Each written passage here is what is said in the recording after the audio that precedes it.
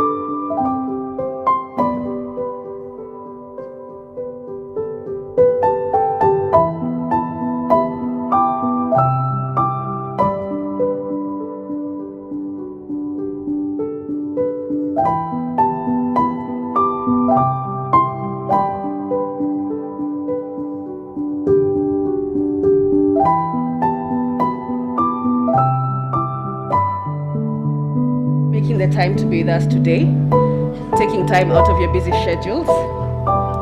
My name is Julie Wayua Madheka. I work with the Kenya section of the International Commission of Jurists, Kenya. Many of you here are jurists, and we thank our membership for being with us today. So we will start by starting the day with a national prayer. And what better prayer is there than the national anthem? So I will ask us all to be upstanding for the national anthem.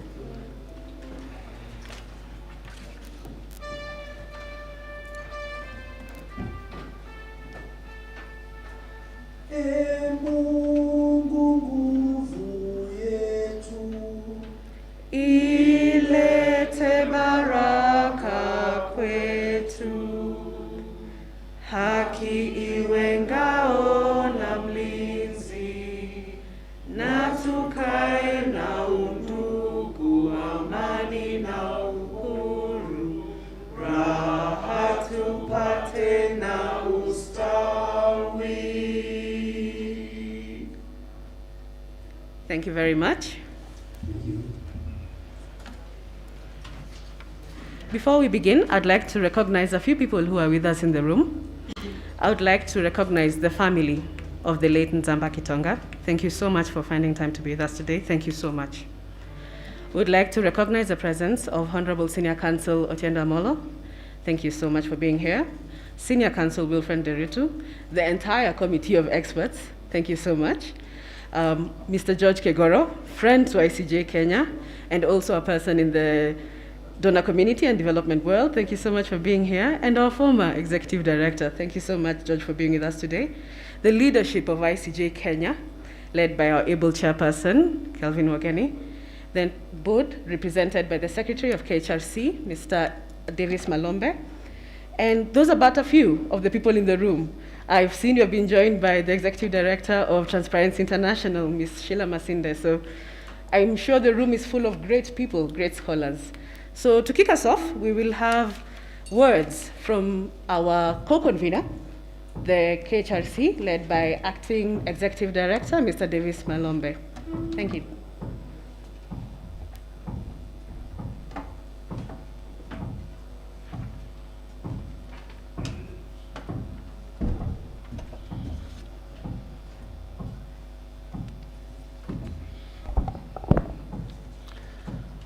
Comrades and colleagues, good afternoon. Mine is very brief to just take this chance to welcome you to this auspicious event whereby we are going to be commemorating our friend and comrade, the late Nzamba Kitonga, for the great work he has done. This is an initiative we started with the ICJ and also George Kegoro. George, thank you also for being a part of this this setup. And as KHRC, we have also been involved a lot in remembering veteran Kenyans who have contributed in a big way to the developments in the country. We have done for Willie, we have done for Yash Palgai, we have done for Maina, and this is the fourth one we are doing for Nzamba in partnership with the ICJ. And to just say, Nzamba was also a very great partner of KHRC. I know Atangu will be saying part of that, and also George, who I have served as their deputies. I know they will be canvassing some of those experiences. And just one of the things I'll never remember about Nzamba was in 2015, October, when I was acting, and we were attacked by the NGO board. And then the board advised that I look for Nzamba to give us a legal direction. And then, because that was a follow-up to what had happened to Muri and Dark Africa in April, we had really panicked because the government had moved very fast to even freeze the accounts of those organizations, even freeze their insurances and all other handles. So when we went to Nzamba hakuwa na haraka. He sent us to the NGO board to get all the relevant information, and he just took his time to process our case with a lot of confidence. And then when we tried to also input into the petition and saying you need to add Article 10, Article 19, it kept on reminding us, some of us were properly involved in drafting this constitution, and I know how to how to pull some of these additional things you're talking about to advance justice for you. So that's how we used to engage with Nzamba, and there are so many other areas of work. It really gave us a lot of support.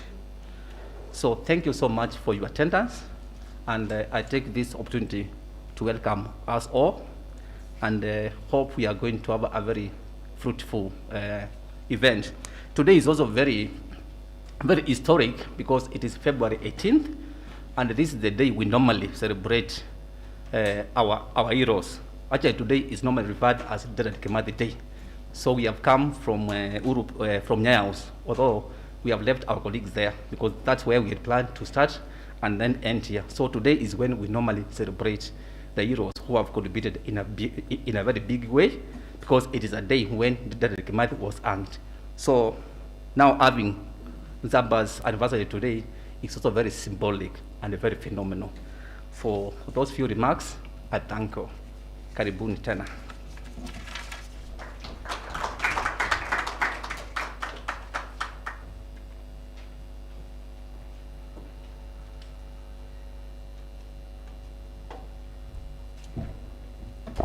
Thank you very much for those remarks, Mr. Malombe. Indeed, today is the 18th commemoration of the opening of the former Nyayo House torture chambers, a day that we cannot forget, together with the Dedan Kimathi Day. So a truly befitting day for this commemoration. Next up, I'd like to invite the Acting Executive Director of ICJ Kenya, Ms. Elsie Saina.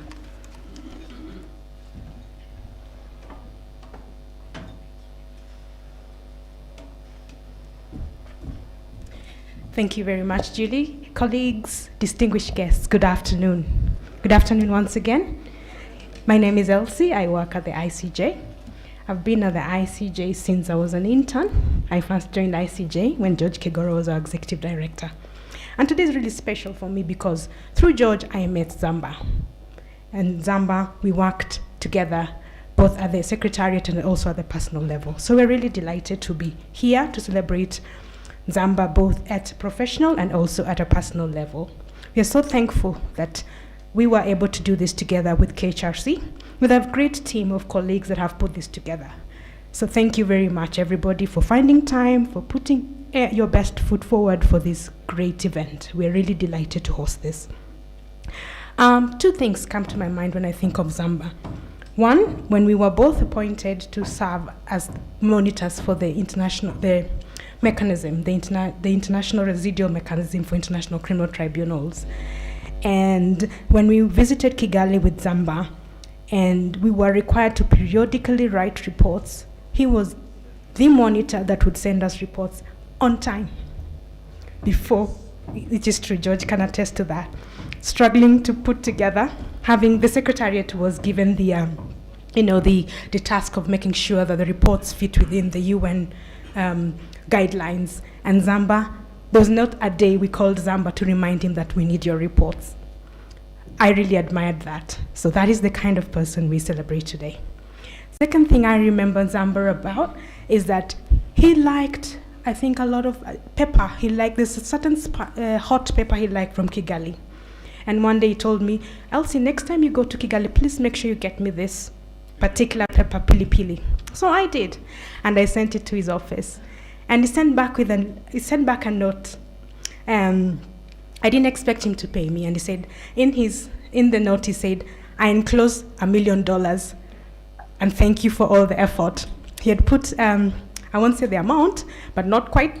It was more than I expected, and I was really surprised because I was like, Nzamba, I did it just, you asked me to do that, but thank you. At least as a junior officer at ICJ, I can now buy myself many other things. So I was really, really touched. So again, a generous man who valued colleagues, irrespective of your status in society. So I'll always remember Nzamba for valuing colleagues, irrespective of whether he was senior counsel. So that is the gentleman we celebrate today. And I'm so glad to have everybody here at ICJ and also from KHRC, his colleagues, his friends, his family.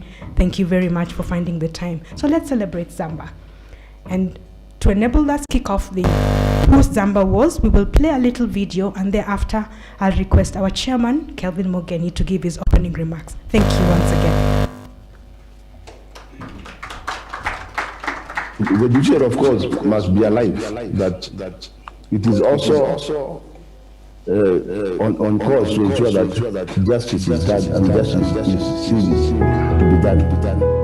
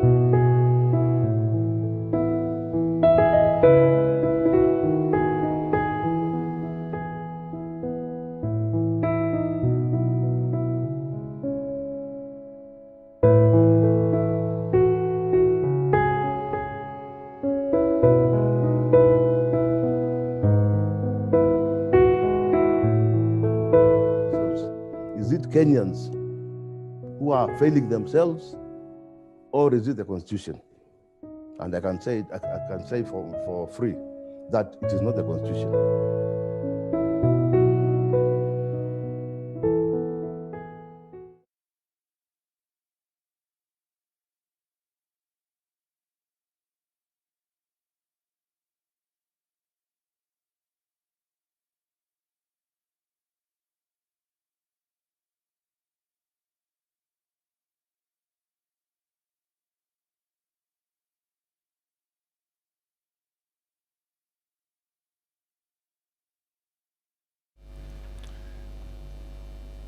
Concerning a very special person.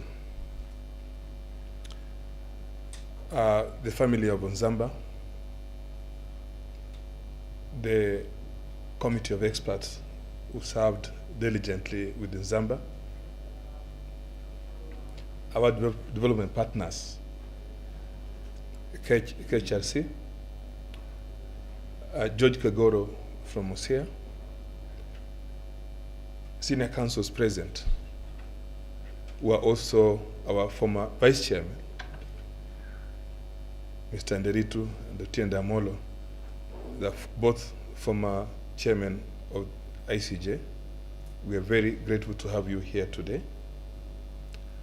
The Council of ICJ, who have tirelessly worked to ensure that this day is possible, and the entire secretariat of both institutions that have partnered up to ensure that the fire of Nzamba continues to burn as it's doing today, and to continue to do so.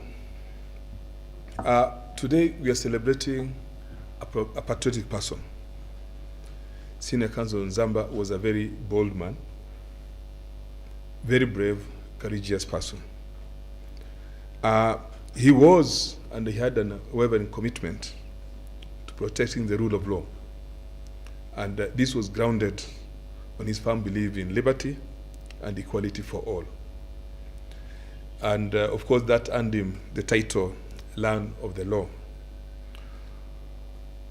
Those who will understand this more, and I know most of you are going to talk soon after, especially the persons he served with at the Committee of Experts, they understood his commitment to ensuring that the ideals he stood for and what this country was determined and the path we are supposed to go or to pursue was properly articulated and set out. You heard what Nzamba said when we had the webinar at the Katiba 10 series. He stated very clearly, and I think I need to restate that, the Constitution has not failed us. We Kenyans have failed the Constitution. But that we leave it to the politicians, because we'll say what we have to say, where we have failed, where we have succeeded. The path will be charted by the others who have the mandate to do so. We'll say as much as we can be able to say to ensure that the ideals that we think this country should aspire to achieve will be able to be achieved in the most possible manner to ensure that we have a sustainable country for all of us and our future generations. Nzamba's call for service and to duty was that unwavering need for change. He wanted to build a legacy, not through words only. His was a lifetime commitment, embellished in his moral example, his leadership ideals, and his way of doing things. He made everybody who ever had the opportunity to interact with Nzamba to feel like an equal. He never discriminated. He never felt he could take advantage of anybody. Nzamba cut across generations of lawyers and understood that what he could be able to aspire to do, he could do so without necessarily taking advantage of anybody. I have interacted with Nzamba both in the civil society, in the legal circles, and in the social circles.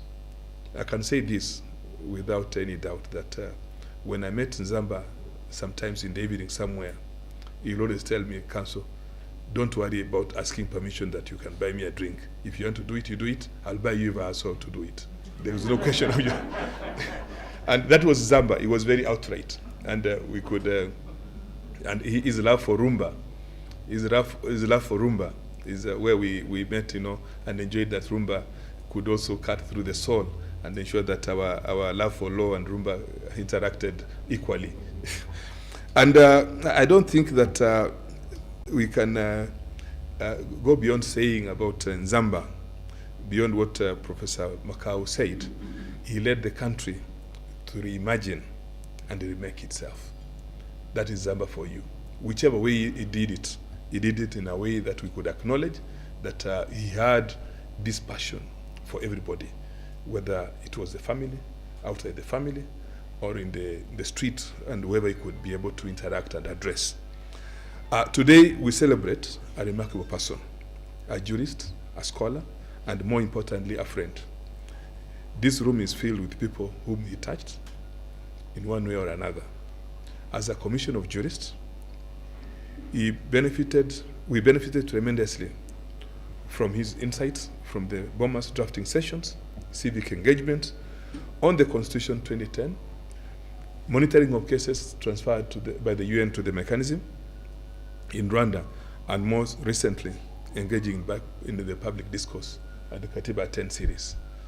Nzamba led cases on our behalf, and he was very comfortable not to seek payment from us.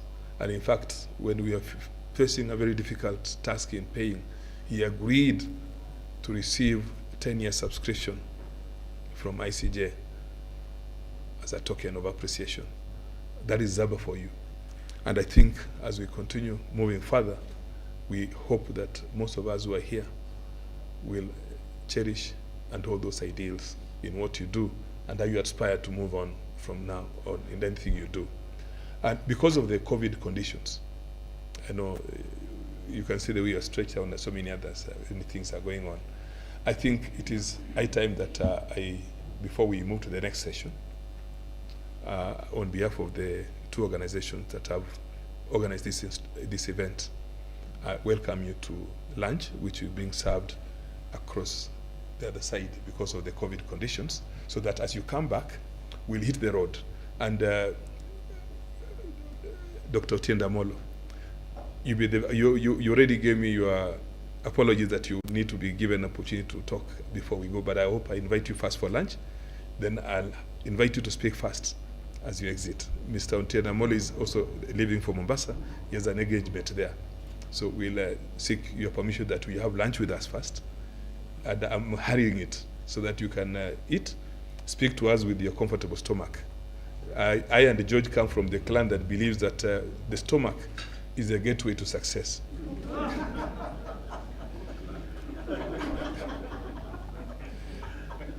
Thank you and welcome for lunch. I think what I can do before we proceed, and I know protocol requires that we don't repeat our prayers at the session, I ask Council Member Josephine to pray for us before we go and have our lunch session. Thank you.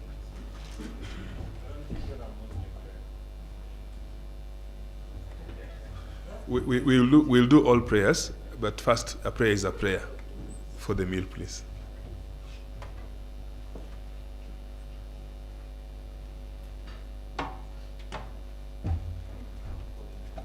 Let us believe and pray. Our Father and our God, we come to you this afternoon, Father, thanking you for this opportunity that we have had to share with you this day, Father. On behalf of the family of Nzamba and everyone presented here, Father, we ask you that as we go in to have lunch, Father, bless it. In Jesus' name we prayed and believed. Amen.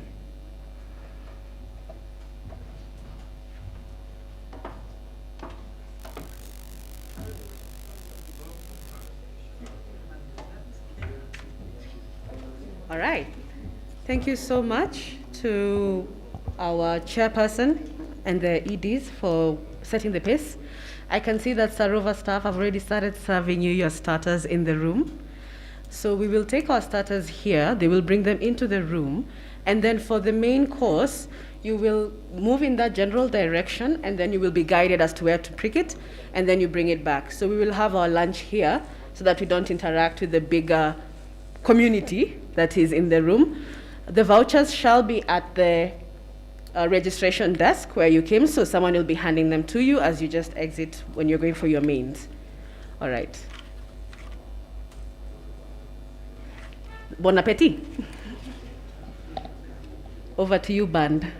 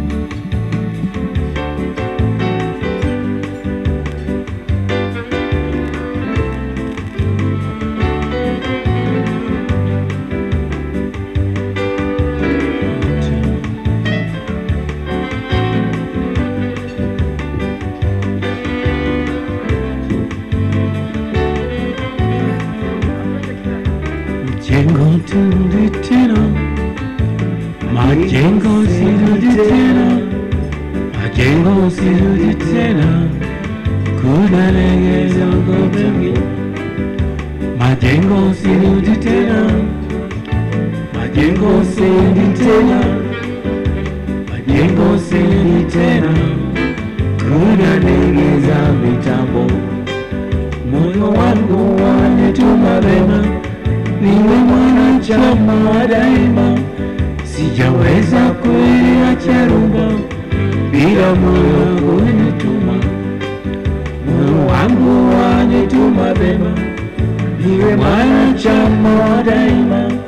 Sijaweza kuiacha rumba bila moyo wangu wanituma. Harambee, harambee, harambee, tujicheze rumba.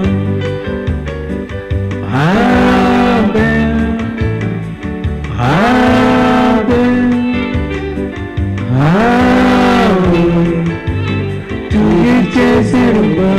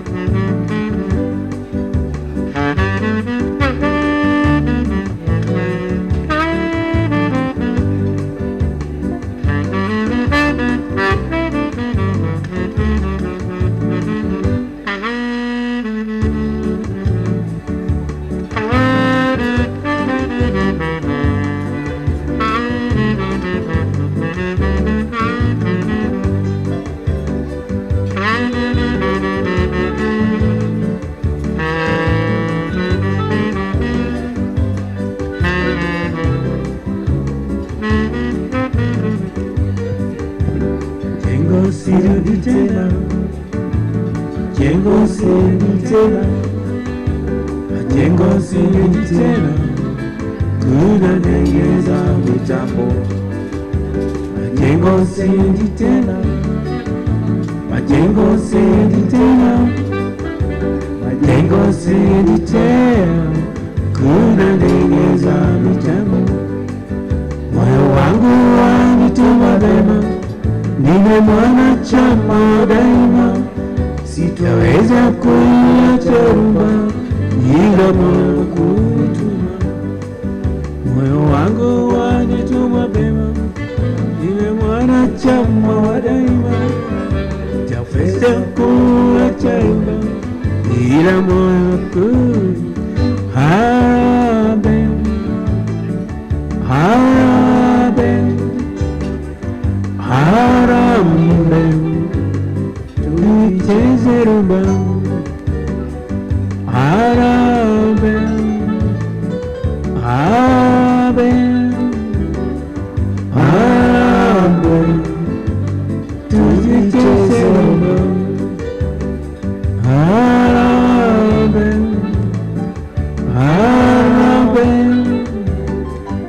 Harambee, tujicheze rumba. Harambee, harambee, harambee, tujicheze rumba. Sina shida wala mashaka, kwamba ninazo pesa zangu. Sina shida wala mashaka, kwamba ninazo pesa zangu. Waondoka bila kuaga, sikitiko la moyoni mwangu. Uniletee salamu, uniletee mama salamu. Usinitishe kwa kujivika kila hilo ni cha magendo. Usinitishe kwa kujivika kila hilo ni cha magendo. Kawape walo sokoni anuani ya kwangu nilipo, waje kwangu poshoni, waje kwangu mama poshoni.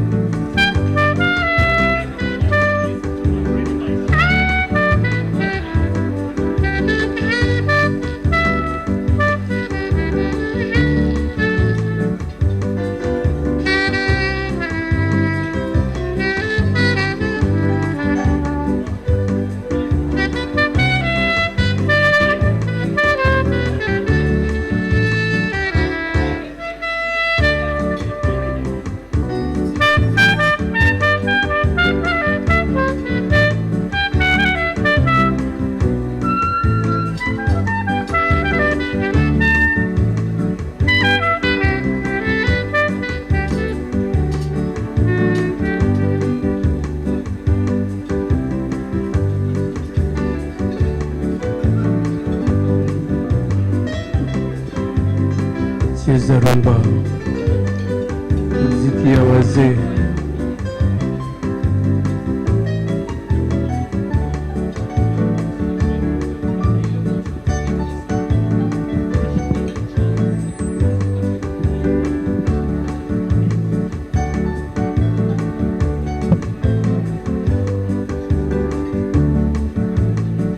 Champele mpenzi, hayo usemayo, kama ni maradhi yapeleke kwa daktari. Champele mpenzi, hayo usemayo, kama ni maradhi yapeleke kwa daktari. Kama wanipenda twende kwa baba, akisha tuona nitoe madini kuoe. Kama wanipenda twende kwa baba, akisha tuona nitoe madini kuoe. Wanambia mimi wache rumba, amini sikuzoea, siwezi kuacha rumba kwa sababu yako. wanambia kuliwacha rumba, na mimi siku zote siwezi kuliacha rumba sababu yako.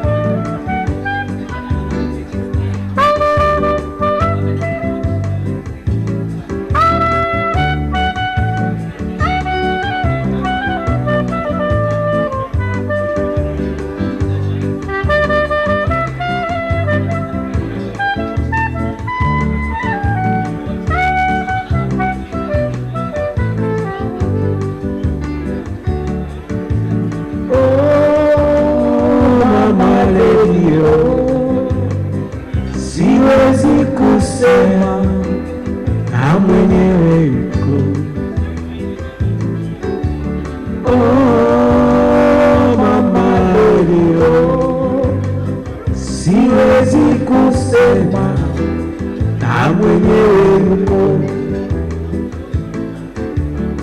Kifungu cha kwanza nacho chasema dada wa chama tata yako, kifo cha baba Eli kimenyonya mengi machungu, kimenyonya mengi machungu.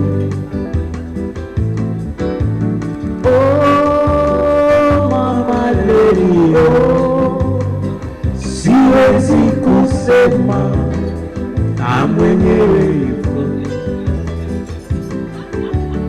Oh, mama leo, siwezi kusema na mwenyewe yuko. Kila nikikifikiri machozi uni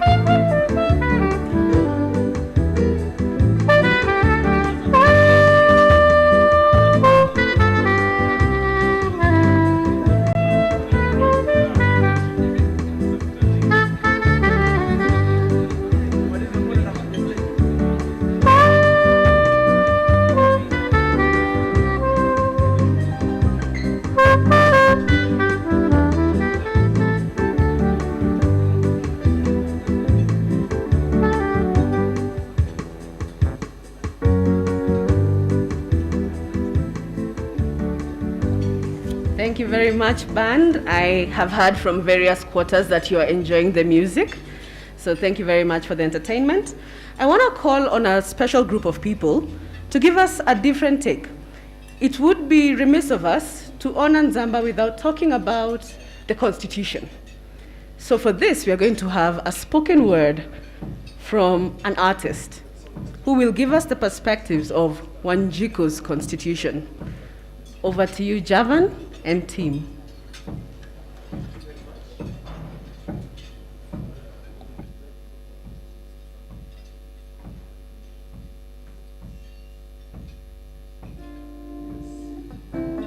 Thank you very much.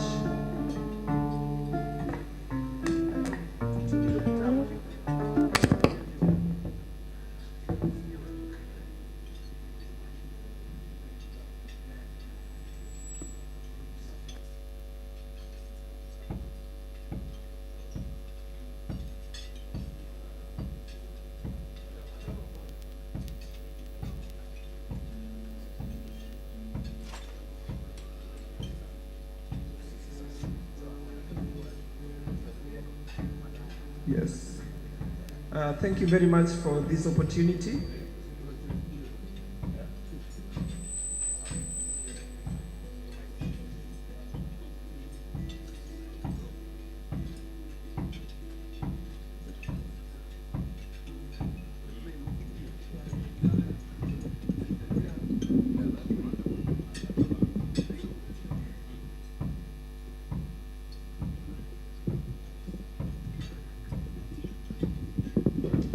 So I'm very thankful for this opportunity to celebrate a good life, a life well lived, a life that we all cherish, and of course, siku zote kama vijana we will be looking up to such, to learn, to have power, and to be inspired. I hope sisi wote tuko inspired. Are we? Are we inspired? Good. With me is Yani and Baraka the saxophonist.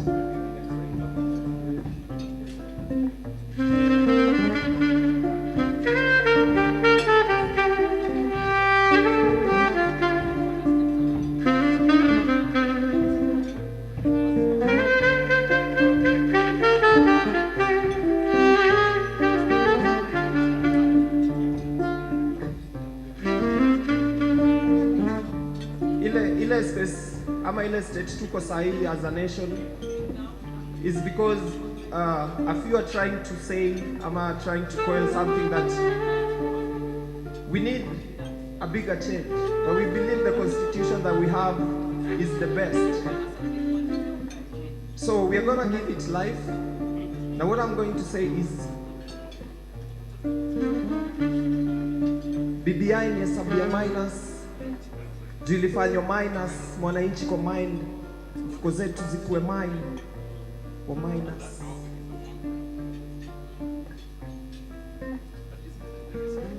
BBI ni hesabu ya minus.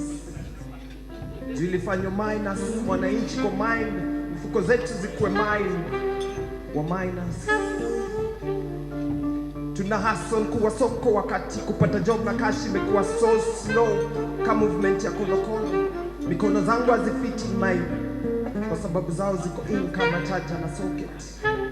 Wanabonga mob kama product ya safu ya taarifa, nataka change safu tutapata. Constitution yetu ndio solution. Mimi na wewe ndio solution. BBI ni hesabu ya minus. Tunafanywa minus, mwananchi kwa minus, mfuko zetu zikuwe minus wa minus. Constitution is the solution we have. Na lazima to live through this cause. Mababu zetu waliset a foot. Na for the lives that were led before, we believe. BBI ni hesabu ya minus. Na tulifanywa minus, mwananchi kwa minus, mifuko zetu zikuwe minus wa minus. Tunaingia shule kusoma, walimu wanagoma. Tuna graduate chuo kikuu na honors, notice board kusoma tukitafuta vacancy. Hizi subjects zinaitwa experience tukuona ama degrees ya jobless corner. Ambulance zimekuwa too fast kutupeleka kwa Grim Reaper. To maintain life, health services too expensive, death is cheaper. Akishiba excess turukana meals mishima. Kids dying daily, ni msiba. Biashara ni hasara, na uza sukari ya nyumbani. Ya magendo na punguza kadhaa asilimia. Fungua macho uone who's to blame. I. Tungekuwa rasta tungesema I and I. Gapia kuwa na rich na widen. Itabidi maskini wote wakoke ndo one good life in heaven. No na joke, it's never too late. The constitution yetu ndio solution. BBI ni hesabu ya minus. Tulifanywa minus, mwananchi kwa minus, mfuko zetu zikuwe minus wa minus.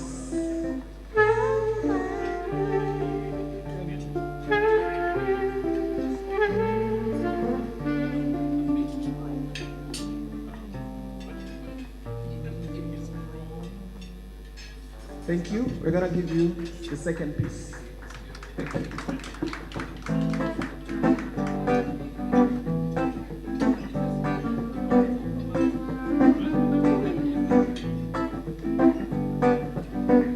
Watoto wangu wewe, mimi baba yenyu we, siniko na nguvu we ya kumaliza corruption, inawaua kila siku, inawadhulumu, inawatesa kila siku, inawadhulumu, ila msilie, nimesikia shida zenyu, ila msilie, katiba iko hapa kwa ajili yenyu, zilindwe haki zetu sote, zilindwe, zitunzwe haki zetu sote, zitunzwe, zilindwe haki zetu sote, zilindwe, zitunzwe haki zetu sote, zitunzwe. Kazi ya gani kublow holes kwa health na chest, siku protect? Ni contest ya nani anagusha wengi, nani anajaza menu, nani atashinda hesi to system ziko mesi. Alisema shoot to kill, bodies all over kwa screen. Kama mbaya ndio tambos tunamaliza generations. Ama pea lawyer uniform, pea judge uniform, tukwe wote kwa street, mshike investigation alafu kill. Familia za victims zilipie bullets pate pay rise. Ama pathology wa gavana kwa pate clients.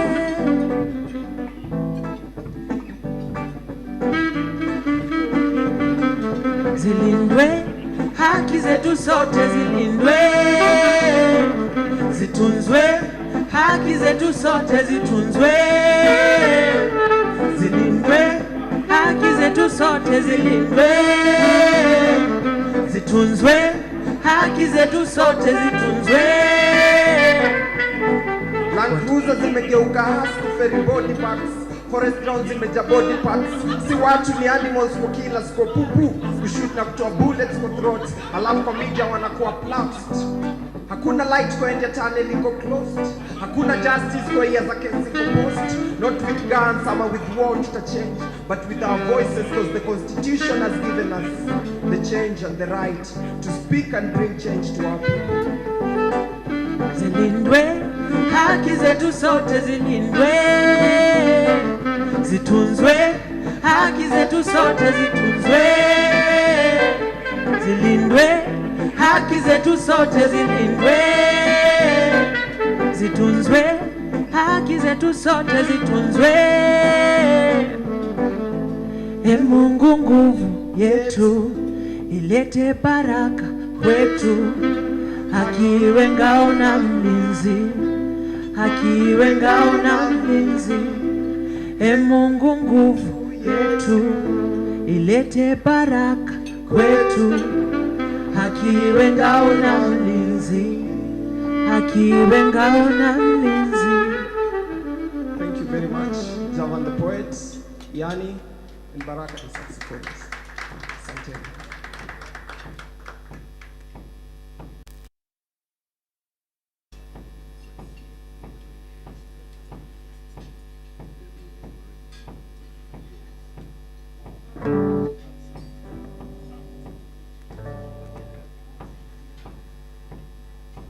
Thank you so much, Javan and team. I think you can give them another round of applause. That was really nice. Haki zetu zilindwe na zitunzwe. That's what I've caught from that. So I want to recognize a few people who have joined us and are in our midst. We have Beverly Ogaro, representing the Office of the High Commissioner for Human Rights. She's been a long friend of ICJ, so it's sometimes very interesting to recognize you, but yes, thank you for coming. Kevin Katisia, representing the Governor of Makueni County. Thank you so much, Kevin, for finding time to be with us today and representing Makueni County. We are going into the next session, which is the invited guests. For moderation of this session, I wish to invite the chairperson of ICJ Kenya to lead us into this particular session. Karibu, Chairman.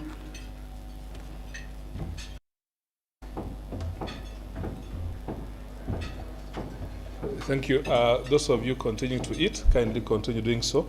Just give us time to listen to us. As indicated earlier, and due to the constraints of time, I'll kindly invite Dr. Otienda Molo, Senior Counsel. He's a member of the Committee of Experts. He's speaking for so many people. Dr. Otienda Molo served with Nzamba at ICJ, at LSK, East African Law Society.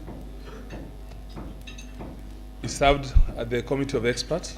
He is also the Senior Counsel, part of the Senior Counsel Bar. We wear so many hats as a member of Parliament, as a politician, as a lawyer, and I don't know which others. I don't include so many. And because of that, Senior Counsel, kindly give us your remarks. Don't just leave after you finish. Stay along, because I know the Committee of Experts will also listen to them also. Thank you, sir.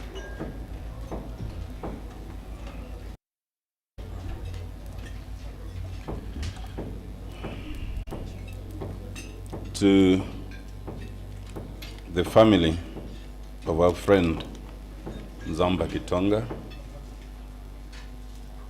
to our hosts for today, ICJ and Kenya Human Rights Commission, to colleagues in the Committee of Experts, Senior Counsel here present, to my brother, Senior Counsel Nderitu, and we were expecting at least 2 more of our colleagues.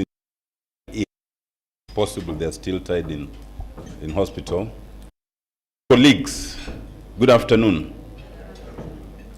I'm going to try my best to correct that thudding sound.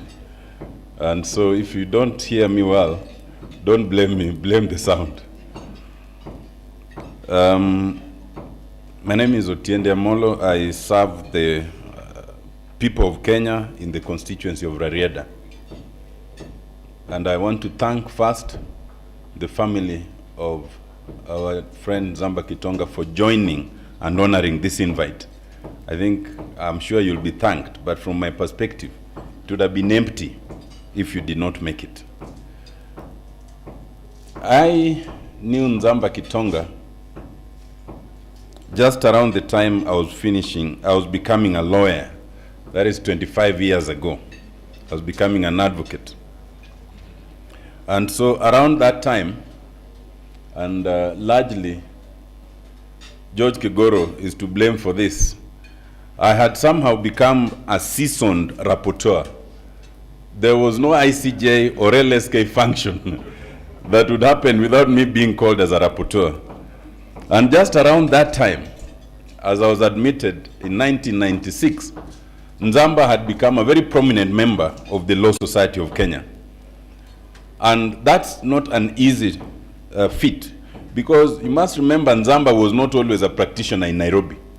Nzamba was practicing in Mombasa.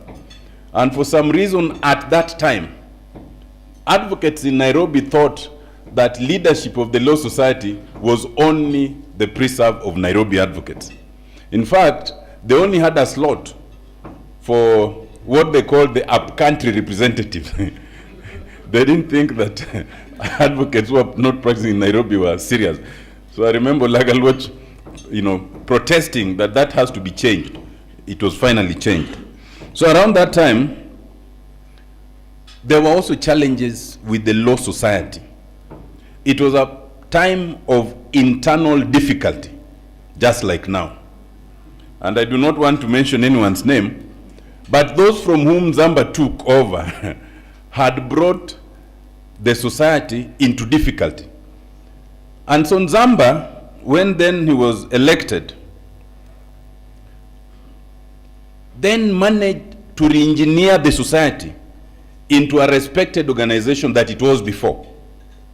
And one of the things that he did after stabilizing the society, and from after him, of course, Rachel Mamo took over, but around 1997 when he took over, 1998, once the society stabilized, he then asked, but what else can we do beyond just the formal functions of advocates? That is when he tasked me, together with Rachel Mamo, to imagine what else we could do. And in the limit of my imagination, I was not as imaginative as to form a band, although I'm sure Wilfred Nderitu would have preferred that. But for me, I went for soccer. So we started the the annual Wakili Cup, where advocates would come and play from different farms, from the judiciary, from everywhere, and I think it continues to date. And the very first time we had that, it was at Impala Club. George Kegoro, you'll remember this. And to inspire the team, it was a very powerful team. I can tell you that one of our central defenders was Gaturu.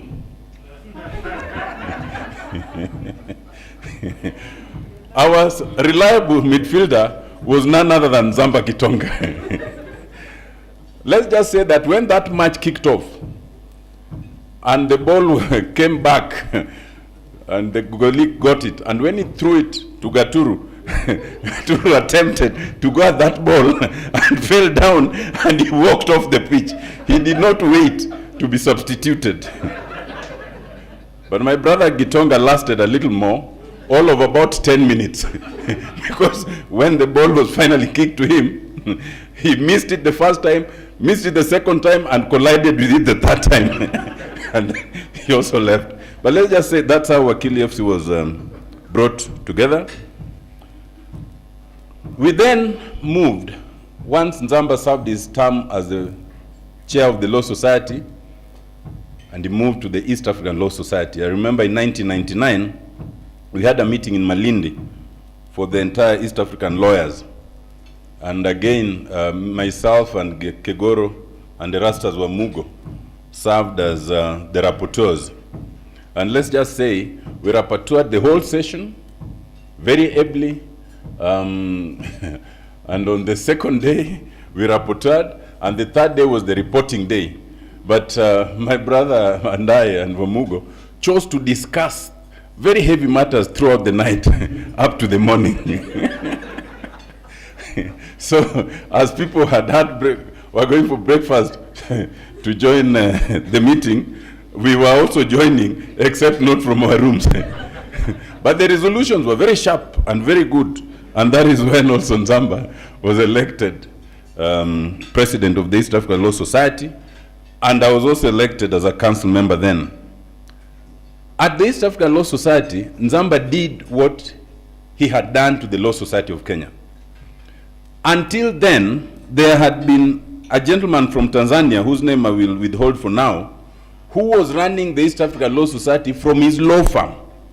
And the little money that was contributed to the society was commingled with the funds of his law firm. So when we took over, we could not get any single account, and we could not get any money at all. So the first thing Nzamba did was to have the East African Law Society registered in Kenya and thereafter in all the other countries as a company limited by guarantee. That once we registered it here, then the Tanzanians followed, the Ugandans followed. The second thing he did was to open proper accounts and to hire a proper, auditors. Let's just say that those auditors could not audit anything historically.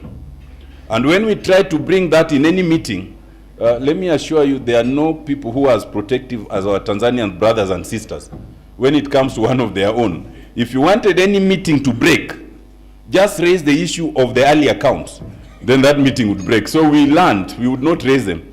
So the accounts of the East African Law Society to date start from 1999.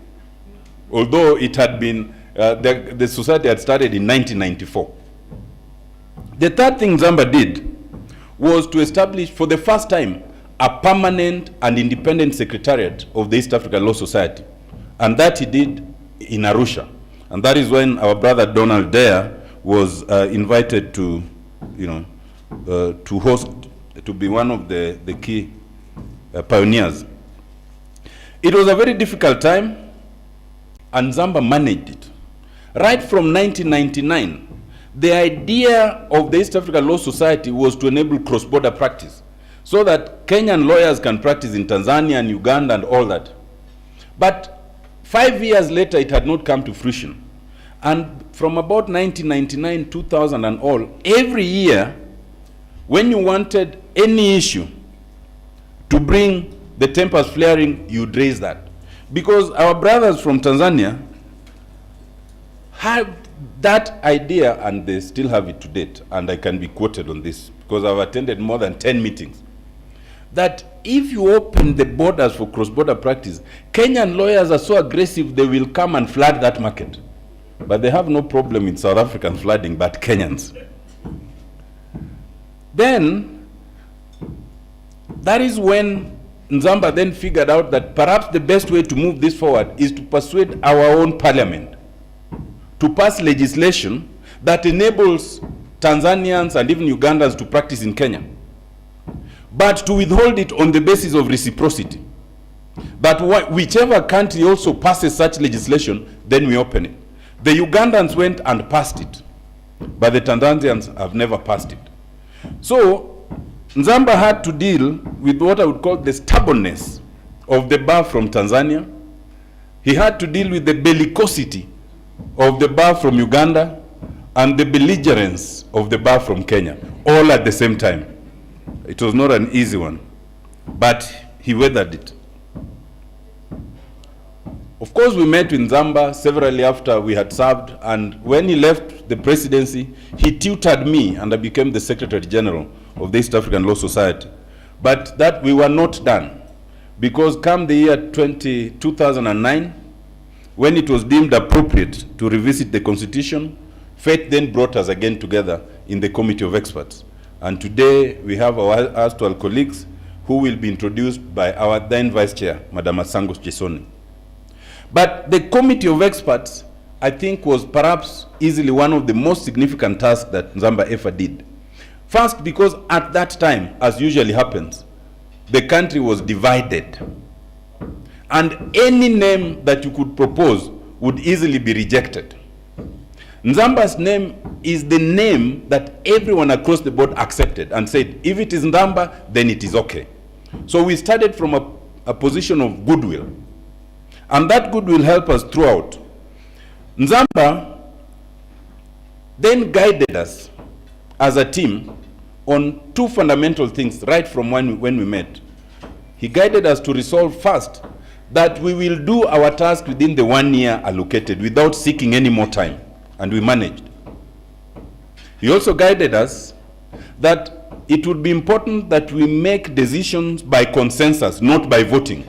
Because if you are to vote on any one issue, it then breeds the division. And throughout our life as the Committee of Experts, we never voted. It was always by consensus and persuasion. Nzamba was a chair in what I would call the traditional role of a chair. There are many people who, when they chair, they take over the meeting and they impose what they want. Nzamba would sit patiently and listen to the varying, discussions. And I can tell you, and our colleagues here will tell you, we had vibrant, in fact, you could call them near violent discussions. There were fundamental, opinions that varied. But Nzamba would sit through all of them. And then at the end of the day, would make a proposal that somehow looks agreeable to everyone. And we will all live happily.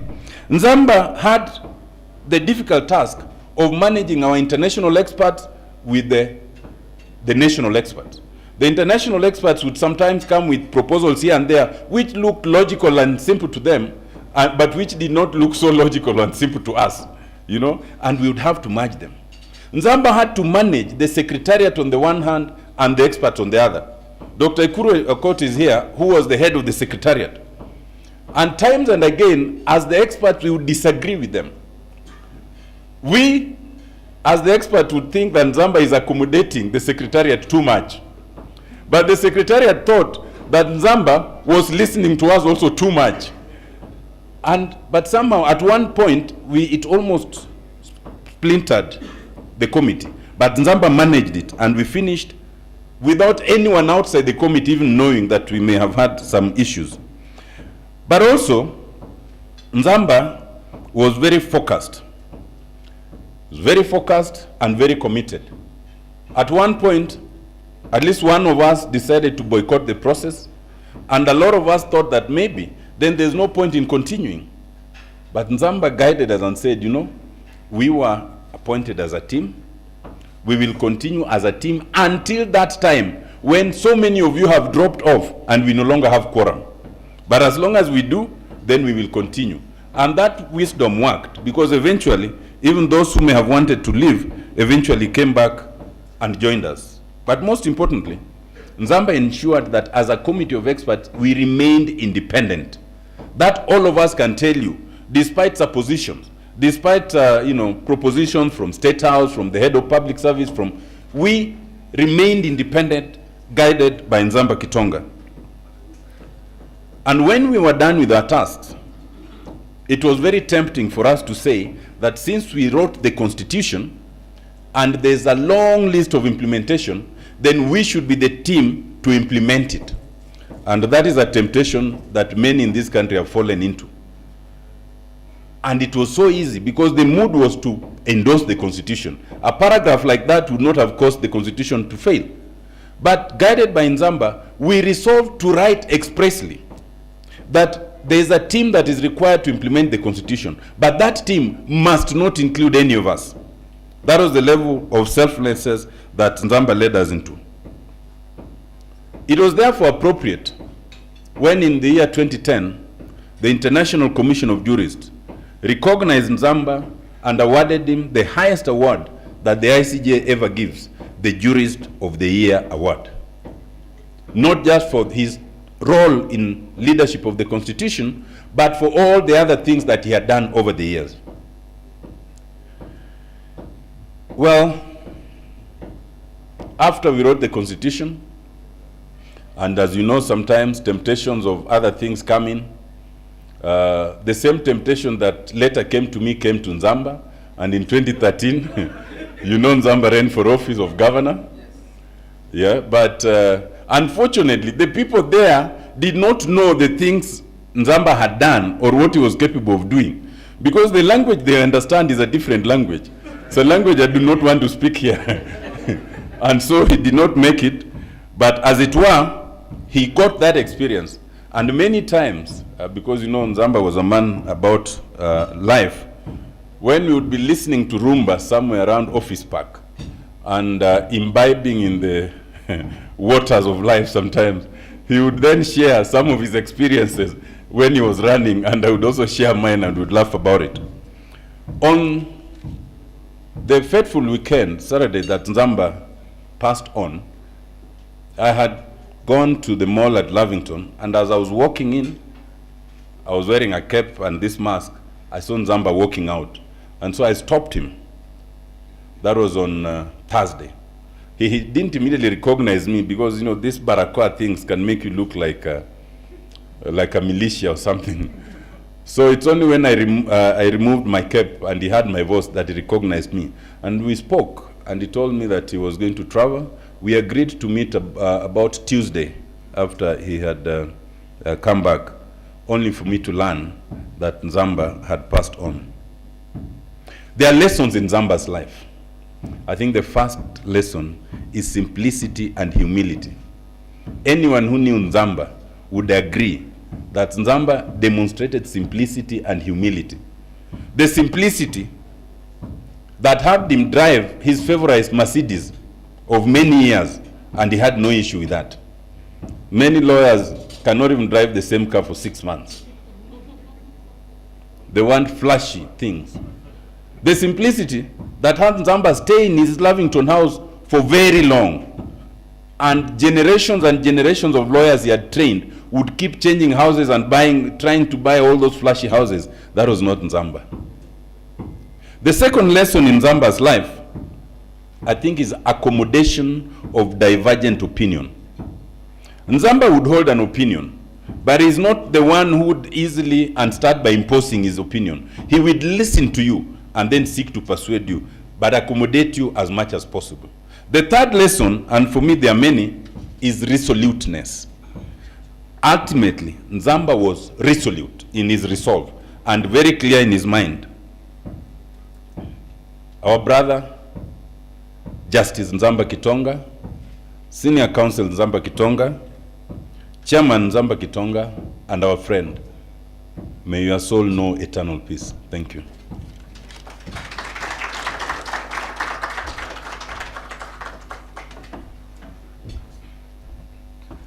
He really meant it that he traveled a long way with Nzamba. And you said quite a lot. while you were saying it, our former chair, Njonjo Mwe, also came in. We recognize you. We'll enter between the jurists and the lawyers. I think I need to go back to the civil society, and I want to invite George Kegoro. George Kegoro, as you all know, is everything in the civil society. He's an encyclopedia of the civil society. Kindly let us have it all, and I know most of it concerns Nzamba. Good afternoon, friends. As you've heard, my name is George Kegoro. I work for the Open Society Initiative for Eastern Africa. But I would like to thank ICJ Kenya and the Kenya Human Rights Commission for doing this. This is really, really nice. I would like to thank the family of Nzamba Kitonga, my friend, for coming here to be part of this ceremony for our friend Nzamba, and all of you who have worked with him for honoring this function. When we went to, first of all, the Basilica here, when we did the service for Nzamba, then we went to Kitui, and the politicians all just monopolized Nzamba. At Tango, you did well to speak and to speak in the way you did, but we thought, I mean, this is really selfish of them. Nzamba was owned by so many more people than just politicians. They actually barely knew him, and we just felt that those of us who knew him, we should also create our own opportunity to celebrate him. And thank you very much for following up on that. Elsie Davis, thank you so much for following up on that in discussion we had. I met Nzamba when the first time I saw Nzamba. He had just come back to Nairobi from Mombasa. I was then working at the Law Reform Commission. I was the secretary of a task force appointed by the Attorney General on landlord and tenant, and we set up meetings at the professional center to receive views about reforms of landlord and tenant legislation. The only lawyer who came before us, I mean, the profession had many. There was only one lawyer who came before us, Nzamba Kitonga. That's how I got to know him the first time. 2 years later, a year later actually, I was given a job at the secretariat of the Law Society. That is how I entered the Law Society. Nzamba was elected to the council. Willie Mutunga gave me the job of deputy secretary, then resigned. I mean, his term ended, and there was a different chair who had just been elected. So the elections were in March. I started in April. So I never worked with Willie for even one day. My first chair was Paul Wamai. And Nzamba was coming into the Council of the Law Society for the first time, so we entered the Law Society together. It would turn out to be an extremely difficult time for me the next 2 years. I was just 2 years old as an advocate. I was a very young person. I was exposed, and my boss, whom I was coming to deputize because my position had just been created, Peter Mwangi, Peter went on leave, on medical leave, which proved terminal. We worked with Peter we didn't work with Peter for even 1 week, because he was away for a long time, sick. Nobody onboarded me. I have a new board that has come in, and I don't know what happens in this organization. Nobody told me what happens in this organization. By the time it ended, money had been spent badly, very badly. We had 3 annual general meetings in 1 year, one of them chaired by Kibudha Kibwana. It was me and Kibwana who sat there. The meeting started at 9, it ended at 6 in the evening. By 2 o'clock in the afternoon, the composition of the people on the audience had changed. The ones who started in the morning had gone. A new group fresh from lunch of drinking alcohol had come, and the issues were different by 2 o'clock. So I was I was very unprotected. Nobody knew me. Nobody knew what I was worth. I was characterized as part of the process of just delegitimizing me. I was told that, the bosses said I was a Kanu mole planted at the secretariat, and they wanted to get rid of me because I am a Kanu mole. So I am like, I'm not a Kanu mole. I don't know Kanu. As a student, we had huge chances to join Kanu, and some people did, and I didn't. I'm like, I didn't join Kanu. I've never been in Kanu. I'm not a Kanu mole. So it is in that chaos. So we do general meetings. Money has been spent. So there's trade licensing fees, which the Law Society used to collect from law firms, 5,000 shillings per law firm, which was accountable to the government. We spent it as our money. That is why we were in debt. We were in rent distress, and so that was the general situation we were in. So elections came in '97. That leadership left, and Nzamba became the chair. And I survived the 2 years that these guys wanted to get rid of me. I survived. Nzamba became chair. Nzamba didn't know me. Nzamba had because I was in the council with him, and he had all these attacks on me. He had no reason not to believe them. You understand? There's a way I'd been characterized, and he had no reason not to believe that I was what I was told to be. So one of the tasks everybody expected of Nzamba was he would get rid of me as his first task. But we started working. Nzamba was an extremely methodical person. He expected at 7:30 in the morning, he's in the office, and you call him. If you don't call him, he's, George, what's wrong with you? Why didn't you call me? So you call him at 7 every morning. For the next 2 years, I would call Nzamba 7:30. You have a briefing for the day. You tell him these are the big things that are happening, and so on and so forth. You plan, and you go on, and then you speak again in the afternoon after he has done his court work around 3 o'clock in the afternoon. You review. That's how we work. And in between, if you have crisis, then of course you'll speak many times. But we had 2 calls every day for the next 2 years. In fact, there was a number there. He had self-recorded his voice. 224. Please ring our other number, 224-887. That number still stays in my head because we just had such a very intense relationship. So we clicked, and so because Nzamba and I we clicked, but everybody around Nzamba, and is the leader, thinks he needs to.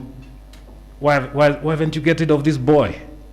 And then Nzamba told them. I remember one day, told me, I don't know what you guys, how, I think the secretariat is working well. That's how he said. He just said it, and he didn't explain, he didn't defend in, I think the secretariat. Nzamba didn't, I don't think he felt he could defend me. I hadn't earned his trust, but he was like, it's going well, let's not disturb it, sort of. So that gave us elbow room, and then now, because I felt Nzamba also needed, your chair must look good, you must make, so I introduced my world to him. I had the likes of Wamugo, Washira, Otiende. So this is my world. So you bring your world, because you've been given the space to ennoble your chair. So in that context, I told him, I think we had discussed, those things you used to discuss them in bars, and then you come and implement them in the office. I told him it's nice to establish a roll of honor. I said, what is that? Blah, blah, blah, blah. He listened. Then I brought in, there was a certain young lawyer by the name Patrick Kiage, who wrote very well. I told him, we want to establish a roll of honor. Can you give a citation for it? He wrote something on a bad typewriter from his office at Pan Africa House. When I gave it to Nzamba, Nzamba looked at it. He said, George, what's this? Very derisively. And then he just gave it back to me. I felt, like, damn, like put down. I kept it, waited for a time when he was in a better mood.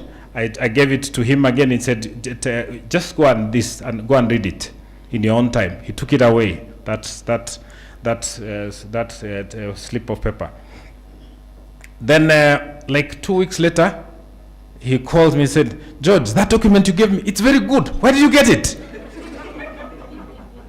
Then I told him, it's what I gave you and you threw away. It's like, now, you know that citation that appears and they're all? That is the one if in the secretariat somewhere. That's the document that I given to him. That was authored by a young man called Patrick Kiege, who is now a judge of appeal. So we established the role of honor that way. It was the 50th anniversary during his time of the Law Society. Brought all the chairs together. Nzamba was looking good. We were looking good. I went reading the Advocates Act. I discovered that the monies advocates pay on admission to the roll collected by the registrar of the High Court is accountable to the Law Society. We had a debt where we were collecting money accountable to the government, which we could not pay. Now, the government had been collecting money accountable to us since the 40s, and they had never accounted. So I told Nzamba, we propose a set-off. We do accounts. You have our money, we have your money. Nzamba said, George, I will remember this. I will remember you for this. So we looked good again. We went to the registrar, Oko, at the High Court. We said, we have your money, you have our money. Let's do a set-off. And we did a set-off. We still owed a bit, but now it almost wiped out our debt. And we were like, now whatever it is, we can pay. It's manageable. So that's part of how we managed the issues at that time. One major issue that came up was the bribery, the 20 million shillings bribery. That claim came during Nzamba's time. We managed it very well, brought in Okwom, tried to get Peter Lopelli, he refused, brought in Ransley, he investigated, he said 15 million paid this way, 5 million can't be proved, so the 15 million was proved, and that was a major and very significant occurrence during Nzamba's time as chair. By the time Nzamba finishes his chairship, the profession has he has a lot of respect. I don't have any myself because I was always a background man. I just stayed behind him. He's the one who was always anaenda sawa. But I was no longer under attack. I mean, I didn't have any acclaim, but my job was at least now safe, and it gave me a basis for building my career. Other people came in and so on and so forth, and then the East Africa Law Society. Tiende has spoken about how we went. So when the East Africa Law Society comes, it comes from New York on a piece of paper. That is there. It exists. I'm the first official of the East Africa Law Society by virtue of the fact that it has no people. Then we start serving it until it grows into the thing it ended up becoming. And Nzamba, we supported Nzamba in the East Africa Law Society. The Tanzanians stole money. There was a man who stole a check leaf. He was the custodian of the checks. He stole a check leaf and cashed 700,000 shillings for himself. And Nzamba said, you will pay this. The Tanzanians ganged up, and Nzamba was sued personally for defamation in Tanzania. And it is a judgment against Nzamba for defamation. He never entered a defense. He said those Tanzanians were rascals, like rascals. Against stolen our money, all of us. The Tanzanians as a nationality gang up on his side and say, you will not touch him. That's part of why the accounts of the East Africa Law Society were not audited, because the Tanzanians steal and they protect each other and they sue you and they obtain judgment against you. So Nzamba didn't go back to Tanzania after that because there was a judgment against him. But we had traveled with Nzamba. I traveled with Nzamba. We traveled around Kenya. We traveled internationally. Nzamba was a joy to travel with. You go in the evening. He says, George, now here we will say we sell oil. We are shipping merchants. Yeah, is that okay? Does that so you pause that way, and it's like, George. So we would have very nice times, and Nzamba was so cheeky and so fun to be with. Nzamba had this very good relationship with Rachel Omamo, because Rachel was one of the many people we worked with at that time. So we would go out there, and Rachel would be, Nzamba, I've turned 40 and I'm not married. And then Nzamba would be like, Rachel, the problem with you is, if you listen to what I tell you, so he had very good relationships he had a very nice way of relating with people, and made everybody he was a very good guy to have a drink with in the evening, and he would tell you stories about Tanzania, about the coast. Then he's the one who taught me how to eat fish properly, the fish ya Mombasa huko, like, George, wewe mtu wa bara bwana, wacha nikuonyeshe hii samaki, this is what you do, that kind of thing. So from the Law Society, and Nzamba and I met next. No, the other incident I need to relate is Nzamba's mother died, Martha, your grandmom. So we came to Kitui to bury your grandmom. It was Wanjama, and we drove in his car, a brand new BMW red, then Masike Mahandia. And we got to Kitui. The road was bad, it had rained, nothing has changed. It had rained, the bumper came off, and we had to carry it. Your auntie, Mrs. Mwangangi, brought a Land Rover, and we were put in the Land Rover. We left the car on the road. We were driven to your home, and then we came back to pick the car. I shared the back of the seat somehow, because the bumper can't be fitted. It's got to be carried in the car. So I was sitting like this for the rest of the trip to Nairobi. It was a very long trip. Some of it is outside, some of it is on the chair, and you're lying whatever, oddly, and that was just sort of like, but it was part of how I'm just trying to show the very many interactions we had with Nzamba. Next, we go to the Golden Bag Commission. I go in as secretary, and Nzamba has left the Law Society. By then, he was doing his stuff. Later on, when Aganyanya leaves the commission, Nzamba is appointed to become a commissioner. We meet again, and Nzamba would be like, when we were coming in the morning and we are buying, then Nzamba would tell me, George, you don't know how much pleasure it gives me to see you buying before me. So those would be, that's how we related with them. It gives me immense pleasure. Go down, kabisa. That kind of thing, yeah. So we served with Nzamba in the Golden Bag Commission, did very well together, and so on. Next, I go to ICJ Kenya, and we get an invitation by the UN mechanism to do observing of the cases going on in Rwanda, the Rwandan judiciary, on behalf of the United Nations. So Stella, my colleague Stella here, and Elsie were very key in putting together our bid and actioning it. Stella was driving the process of implementation. So I discussed with them and said, we've got to put a good bid. We've got to get respectable lawyers who are going to make us win. Who do we get? Nzamba.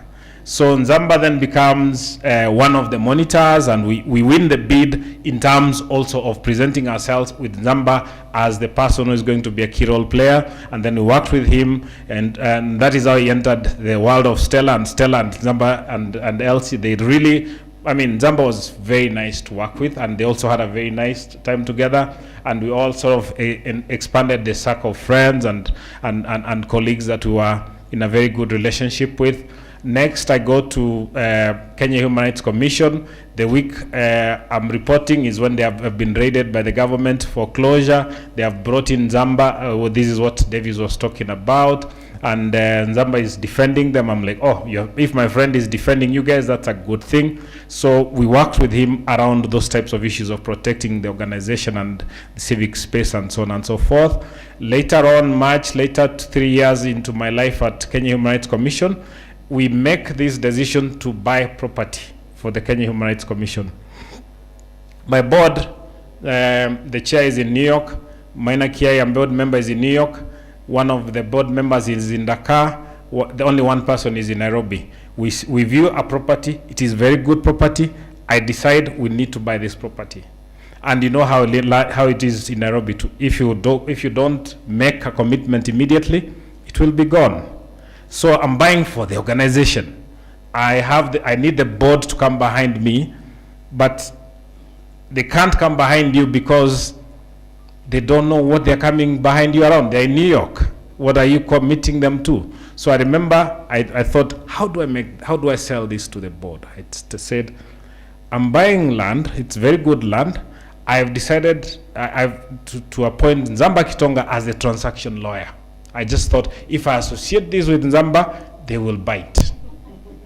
And they bit. I said, yeah, so Nzamba is the transaction lawyer. He says it's good.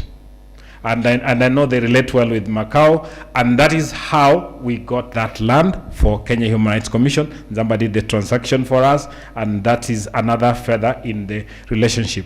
The last thing, I go for this interview for the current job I have. They ask me, need to provide 3 referees, 2 of them who are colleagues, people you work with, like in the same level of people. Stella was one of my colleagues. Thank you very much, Stella. Kwam was one of my referees. They never got to speak to you though. And then you must get a referee who is your superior, a person who has supervised you. So I was like, who would I give them? I told them, call Nzamba Kitonga. And Nzamba called me, said, those people called you, the people from London. And we had a very long chat, George. And I know you will get the job based on my conversation with them. You have the job. That's what he called to say. And a week later, they called me and told me, you have the job. That's my current job. So I told Nzamba, I will buy you a whiskey during Christmas. Because we worked so well together in very many places. Nzamba applied for Chief Justice the last time. He was my candidate. Macau Mutua applied for Chief Justice in the same whatever. He was my chair, but he was not my candidate. So it was a very sort of very what? It had a bit of tension. So I told Nzamba, you apply, I will write a very nice article about you in the newspapers, which I did. And I remember I was writing it, I was in Arusha, and when I came back, he called me, said, George, that was good. When I walked into Impala Club, everybody stood up. Everybody stood up. And so then he didn't get the job. He said, it doesn't matter, but everybody knows now who I am. Then now when Maraga was retiring, I told him, I think you'll get that thing this time round. Because you are older. These guys don't like a Chief Justice who will last forever. You are just getting to the correct age to become Chief Justice. You will be an extremely strong candidate. I called him to tell him that.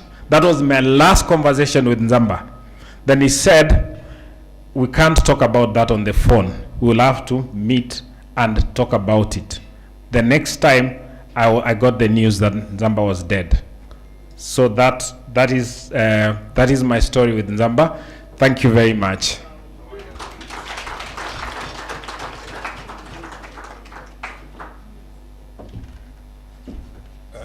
George, there are 2 things that you need to fulfill.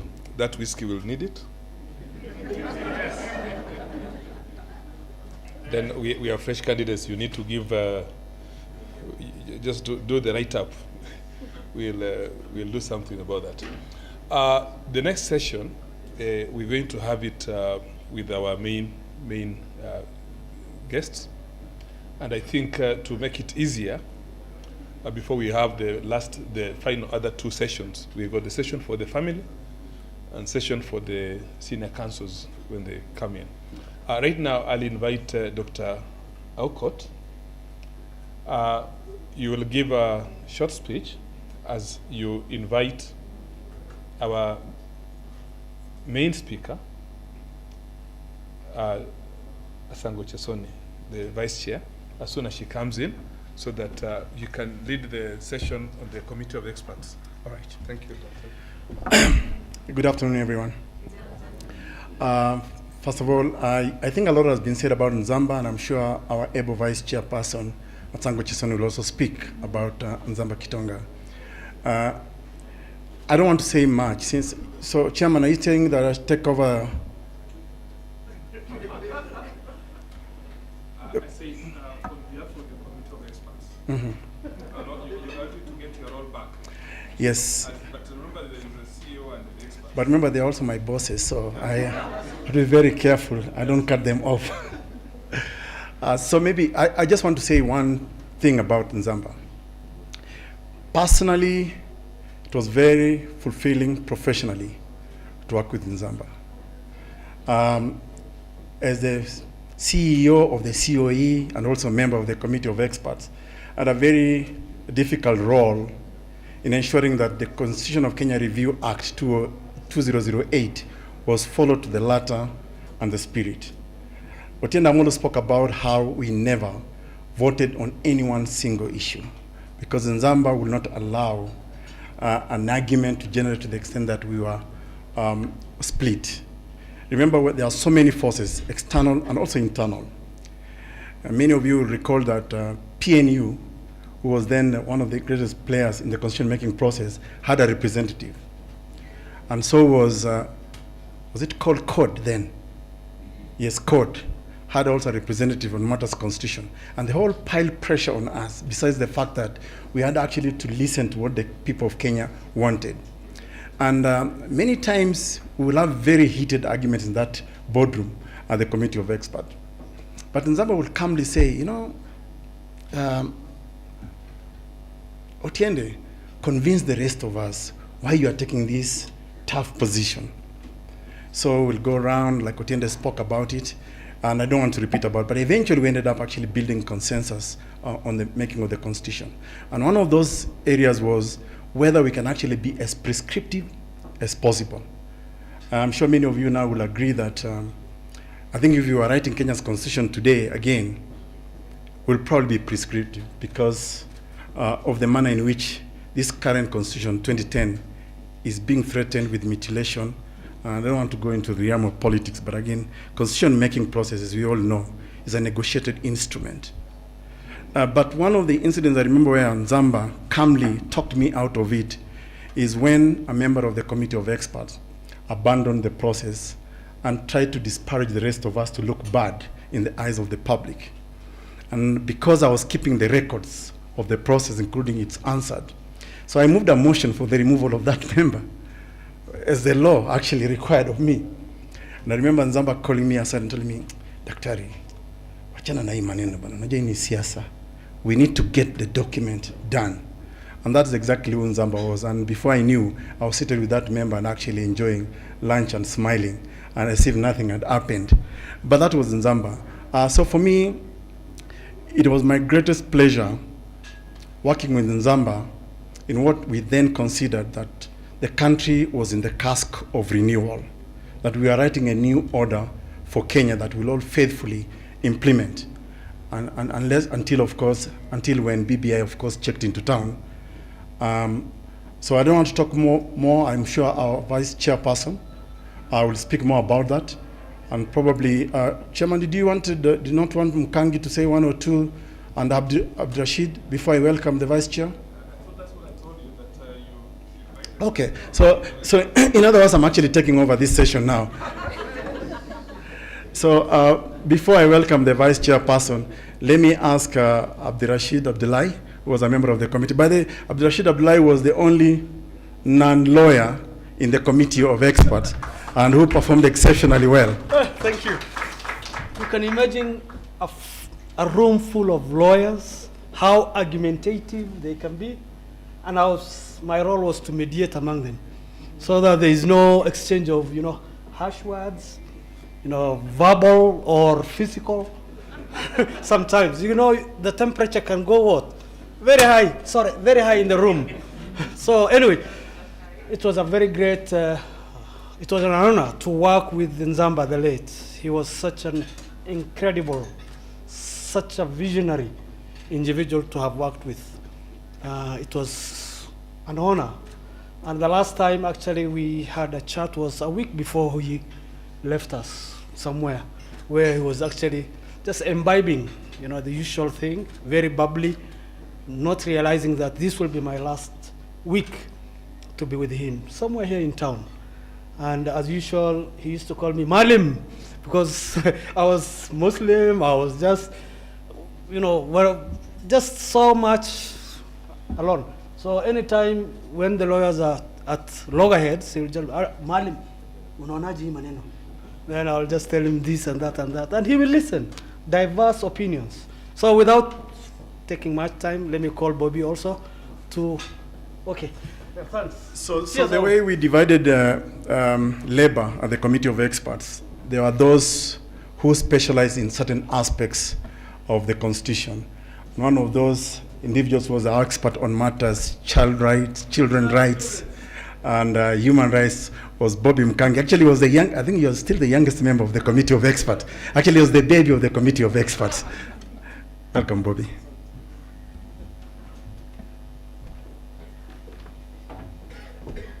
Good afternoon, ladies and gentlemen. Salaam alaikum. Na kwa wengine saseni. The family, my seniors, ICJ, Kenya Human Rights Commission, I want to thank you for reviving the spirit of Nzamba Kitonga. Nzamba left us last year in his physical state so that we could now start living with his spirit. And I think around that time when we were getting together as colleagues, as friends, and you've heard it mentioned that there was a focus of how do we and when do we start living with the spirit of Nzamba. And I want to thank you for doing it this early.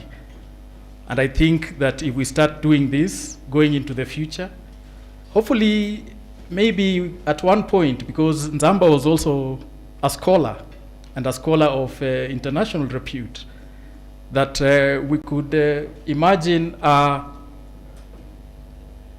speech day in his honor, that annually we could be doing something known as the Nzamba Kitonga Constitutionalism speech that would be given to provide focus on how we can develop constitutionalism in our country. I will miss Nzamba. Nzamba was my friend. He was my father. He was my mentor. And all those things that you've heard said really touched me. And when I started working with Nzamba, as Ekuru was mentioned, I was a very young colleague of my teammates. And for many of them, as I mentioned, I think as we were ending our tour, was that I was actually starstruck. These were my celebs, because when I was in university, these are the people I would read about in the newspapers and watch on TV and hear about on radio. And one day I come to sit with them to do one of the most honorable duties that any lawyer can do for his or her country: fashion its constitution. And it was chaired by one of my heroes, Nzamba Kitonga. And our friendship did not end there. George talked about Nzamba being his referee. He was my referee, and at times, and on many occasions, he was my referee without me having to request it. For the 10 years after we wrote the Constitution, on numerous occasions, including probably a fortnight before Nzamba went to be with the Lord, he would call me, and this is how he would address me. Because as was said earlier, Nzamba was actually a Mombasa, alikuwa mtu wa pwani, na alikuwa anapenda Kiswahili. Perhaps that's something many people don't know. So when we'd call, this is how we'd address, hey, vipi Bobby bwana? Bobby, kwani umepotea bwana? And we had this date. I've heard about many whiskey dates. And I had one with Nzamba also. But you tell me, tumepoteleana, tufanye mpango tukutane, lakini kuna mkutano fulani nimeitwa, na sitaweza kufika, lakini nimeambia hao jamaa, wewe utaweza. Kwa hivyo wewe ndio utaniwakilisha. And that, honestly, over the years is what has been giving me a lot of confidence and a lot of honor that somebody of the stature and spirit of Nzamba Kitonga would actually refer me, the baby of the constitution making process, to forums and meetings to go and actually represent him. So that did give me a lot of confidence, a lot of honor, and a lot of respect in that sense, in keeping up with the journey of ensuring that we protect what the entire team of the Constitution Committee of Experts came up with on behalf of Kenyans and with the support of Kenyans. Thank you very much, ladies and gentlemen, and I pray that we keep on honoring the spirit of Nzamba in this way. Asanteni sana. So, Chairman, before our chairperson comes to speak, I just want to remind us, I don't know how many of you will remember the last time when we were handing over the final draft at KICC to the country. And one of the things that Nzamba Kitonga warned us as Kenyans against is not to be in a hurry to amend the Constitution. I say this because I'm sure all of us are not strangers to this country. We are following the events of what's unfolding and the manner in which the Constitution 2010 is being casually being sought to be amended. And Nzamba said, take time. Let's try and implement this Constitution in both its letter and spirit. But if you must amend it, let's find that which is the common good in the Constitution. And I think if you really want to honor Nzamba Kitonga going forward, let's try and protect what he shared, the product of Kenya's thoughts and processes. That was not only the Committee of Experts, Chair. Some other members of this committee are following this process online. We have Christina Murray, who was from South Africa. I remember the Committee of Eminent Personalities, I think. The Kofi Annan brokered process following the post-election violence. So the idea was that to make the Kenya's constitution, we must have Kenyans and non-Kenyans. We have Dr. Chaloka Beyani, who is probably watching from London, if I'm not wrong. And then we have Professor Sempebwa from Uganda. And they had all requested that this process be online so that they can follow. And I'm sure they are watching. Now, let me welcome the tough lady of the Committee of Experts. Sango Chesoni had very strong views about certain aspects of the Constitution. And she will not relent in some of the issues, especially touching on women's rights, gender issues. And she was one of those very strongest negotiators on that table. Madam Vice Chairperson, you know you're still our chairperson until whenever. There will never be any other Committee of Experts. And welcome. You're now wearing two shoes, that of Nzamba, our departed Chairman Nzamba Kitonga, and of course yourself, your position as chairperson. Thank you so much.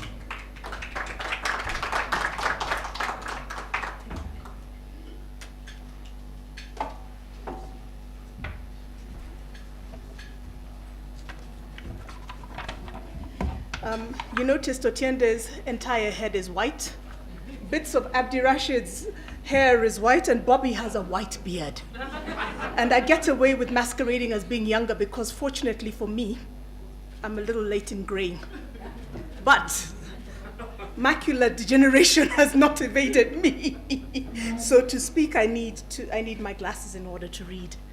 Ms. Carol Boovy, Nzamba Kitonga's children, Ivia Mary Kavengi Mukami, and other members of Nzamba Kitonga's family, survivors and victims of Nyayo House torture chambers and their families, the chairpersons, boards, council, members, and executive directors and staff of the ICJ and KHRC, distinguished guests, ladies and gentlemen, all protocols observed.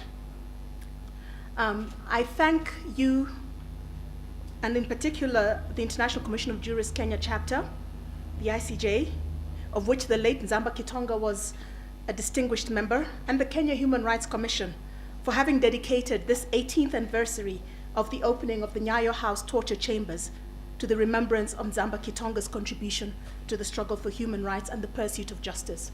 And I want to just take one moment here to say thank you, because if you hadn't gone ahead and done it, we had actually agreed amongst ourselves as the members of the committee that we were going to request that all the members of the committee present have an opportunity to at least say a word, because it is the only opportunity we've had to actually, other than myself, come forward and say pole to the family of our late brother. And so we're very grateful to both the ICJ and the KHRC for making it possible for us to be here together in remembrance of our late brother, who we loved dearly, and you have heard from everybody who had the privilege of working with him. So for us, it is an honor and a privilege.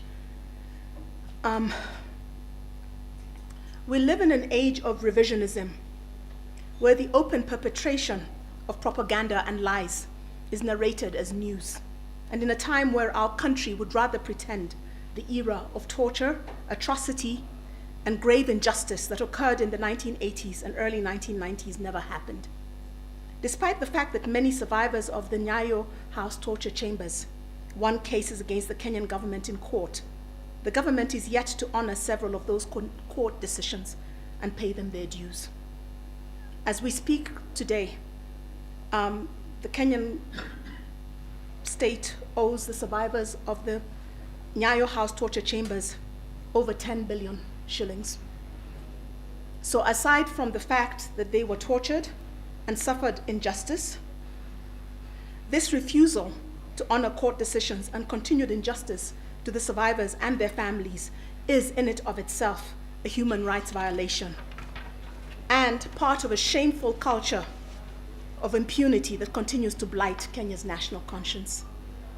I am grateful to the KHRC and the ICJ for continuing to remind us of the sacrifices made by our compatriots for the freedoms we enjoy today, and for dedicating today's memorial to our valiant compatriot, Nzamba Kitonga. I thank the ICJ and KHRC for the privilege of giving today's keynote address.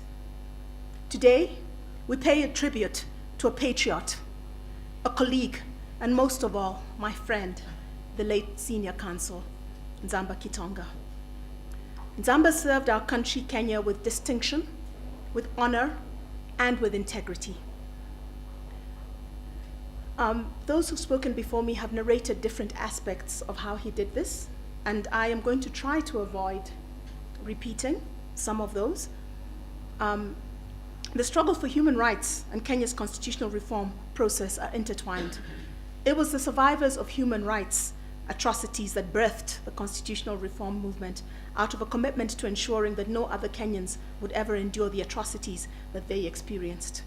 As a distinguished jurist who rose to the offices of senior counsel and chairperson of the Committee of Experts on the Review of the Constitution of Kenya, Nzamba epitomized the kind of dedication to a human rights state that birthed the Constitution of Kenya 2010. He was an ally that both the KHRC and ICJ could call on to literally defend the Constitution in our courts of law. So Nzamba was not just part of the process of creating the Constitution.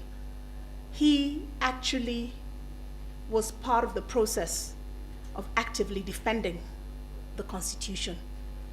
I think many of you are familiar with various ones of the actions that he took, but I would like to refer to a particular one that relates to both the ICJ and the KHRC. He was an ally that both the KHRC and ICJ could call on to literally defend the Constitution in our courts of law. And you know, my former colleagues, George and Davis have both spoken about the instances in 2017. I'm going to refer to an earlier instance. When in 2013, the ICJ and KHRC sought to uphold Chapter 6 of the Constitution, we relied on Nzamba as our lead counsel. Nzamba was not only one of those who crafted the Constitution, he was at the forefront of defending it. The KHRC and ICJ, on behalf of Kenyans for peace with truth and justice, had sought the court's direction on whether or not accused persons before the International Criminal Court were eligible for public office. Whereas the High Court bench ruled that they had no jurisdiction on the matter, claiming that as it pertained to a presidential election, it could only be heard by the Supreme Court, they somehow found that they had jurisdiction to award costs to the respondents and interested parties. Let me just explain. A number of parties, including the International Center for Policy and Conflict Resolution, went before the court seeking to know whether or not persons who were accused of actions that would be considered to be in violation of Chapter 6 of the Constitution and integrity could be considered to be eligible to hold or run for the office, for elective office, because all elective offices in Kenya today under the current constitution are actually considered to be state offices. Although we filed our suits in 2012, and ICJ and KHRC were representing Kenyans for peace with truth and justice, and so had filed suits and were petitioners 5th and 6th under that matter, because a number of matters were amalgamated into one. Although we had filed our suits in 2012, by the point in time that the 5-judge bench was constituted of the High Court, the Supreme Court had passed rules arrogating to themselves the right to be the only ones to hear anything that pertained to a presidential election. And so the High Court bench ruled that they had no jurisdiction over the matter because they were, because we should be before the Supreme Court. Never mind that that set of rules had actually come into effect post the filing of the cases. So, curiously, although they had ruled that they had no jurisdiction, somehow they found that they could award costs to the respondents and interested parties. The ICJ, KHRC, and the International Center for Policy Conflict and other governance CSOs who had been acting in public interests found themselves burdened with crushing bills of hundreds of millions of Kenya shillings. Nzamba led the team of advocates that successfully challenged this decision. That successfully challenged this decision. This is but one of the occasions on which Nzamba defended human rights and actively ensured that our constitution was upheld, as you've all heard this afternoon. Nzamba was renowned for providing pro bono services. Those of us who were in Mutitu and heard the speeches heard many people speak about different people who Nzamba provided pro bono services to, represented them free of charge. And you've heard that he even did the same for the ICJ itself. He led an active civic life, having served twice as the chairperson of the Law Society of Kenya. He not only served Kenya, but also the rest of the region. At the regional level, as you have heard earlier, he was president of the East African Law Society and rose to the office of president of the Comesa Court of Justice.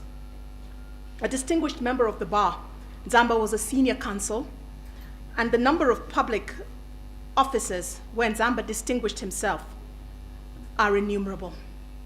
As I speak today, I invite you all to reflect on several qualities of Nzamba that I admired.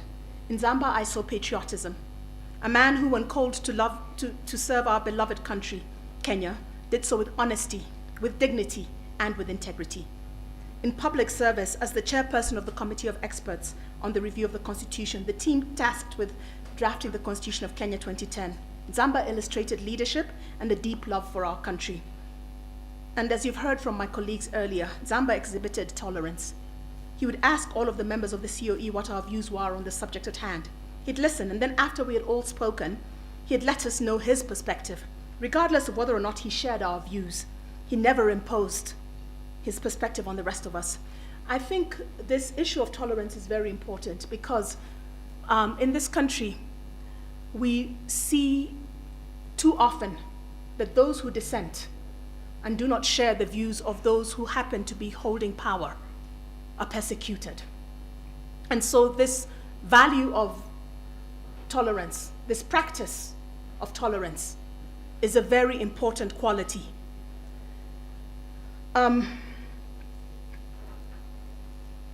Regardless of whether or not he shared our views, he never imposed his perspective on the rest of us. Even if one of us held a minority and divergent view, they were allowed to express it before we concluded. As you heard my colleague Otiende say earlier, he always sought consensus, and on the rare occasions where we could not reach one, that is the only time on which we would vote, and this was very rare. This is how he steered the review process that resulted in the Constitution of Kenya, 2010. Through his patience and tolerance, we as a team were able to draw on the best we had to offer and authentically listen to and engage in robust dialogue, yielding fruitful and timely outcomes. It is a matter of pride that the Committee of Experts delivered the then new Constitution on time, despite numerous financial constraints and in a contested political environment. In so doing, Nzamba was at the helm of ensuring a peaceful transition into a new constitutional order. In Nzamba, I saw integrity. Nzamba always respected the law. He displayed complete fidelity to the law and his oath of office. His conduct inspired confidence in the rule of law and bestowed legitimacy on the review process and the then new constitution. I was always confident that in his actions, Nzamba was guided first and foremost by commitment to ensuring national and public interest. I was always sure that Nzamba's observations and actions were motivated by a desire to bring about the best for us as a nation. This enabled us to engage on matters of principle and ideology, always with a view to discerning what was best for our country. Nzamba was wry and witty.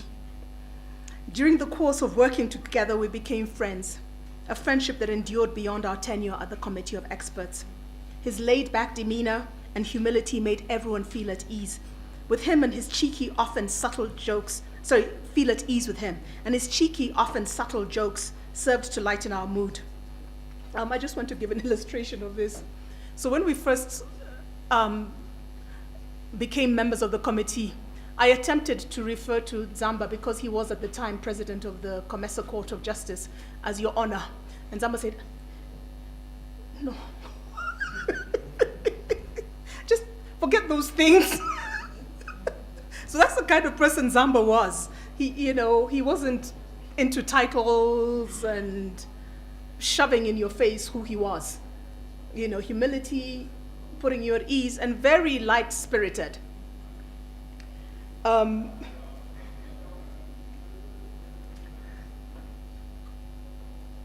so, he requested that I please do not do this, and that epitomizes the kind of person that he was. I thank God for the privilege of having known Nzamba and the opportunity to serve our nation with him. To Ms. Carol Buvi, his children, Ivia Mary Kavengi and Mukami, and the rest of his family, thank you for sharing him with us.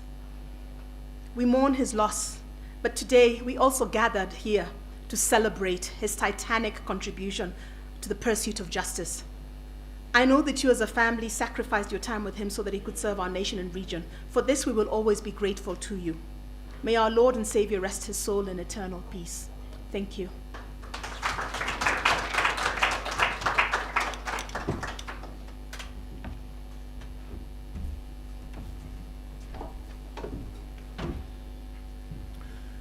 Thank you, the members of the Committee of Experts. Very insightful. When you serve with somebody in such an intense situation, it's like being in a Stockholm Syndrome situation. You're both the hostage and the hostage taker, and you end up being both at the end of the day. But of course, you gave us a document that everybody wanted. Now here we are not knowing what to do with it. But anyway, we are grateful that you gave us that document. Those who didn't know the process you went through to get it, and I'll laugh it off. I think it's just another thing, another document, like a pleading that is being amended to be filed because you forgot to put a comma. That's not it with this Constitution. There is, one time when those Rumba sessions with the Nzamba, Most of you didn't know he was called Philip. Those Rumba sessions with him, he told me, as a young man, how he thought, there is no way he could go to Dubai to look for a car. And there are so many cheap cars in South Africa. And the best thing he could do it with the guys, that time. They could drive a car all the way from South Africa, 2 weeks holiday into Nairobi. I tried to drive from Livingstone through Victoria Falls into Botswana. Such a long trip, and I could not imagine how you could do it from South Africa all the way to Nairobi. But that was Nzamba. When I told him that I was serving in a committee with Madam Mary Mwangangi, then it was called the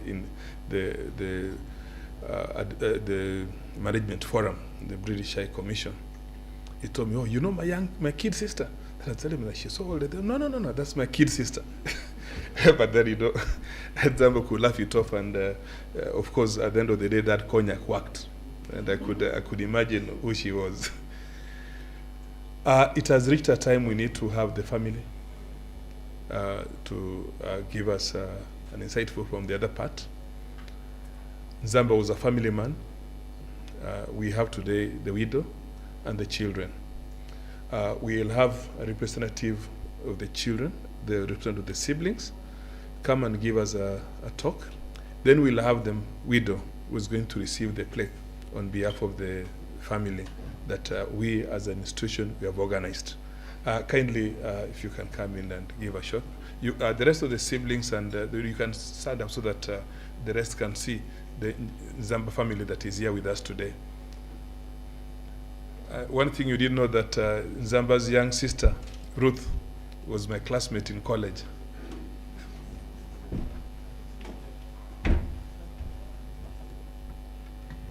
Hi everyone, I'll just say a few words from the family. My small sister is here, Mkami. Apologies from my big brother and my other sister.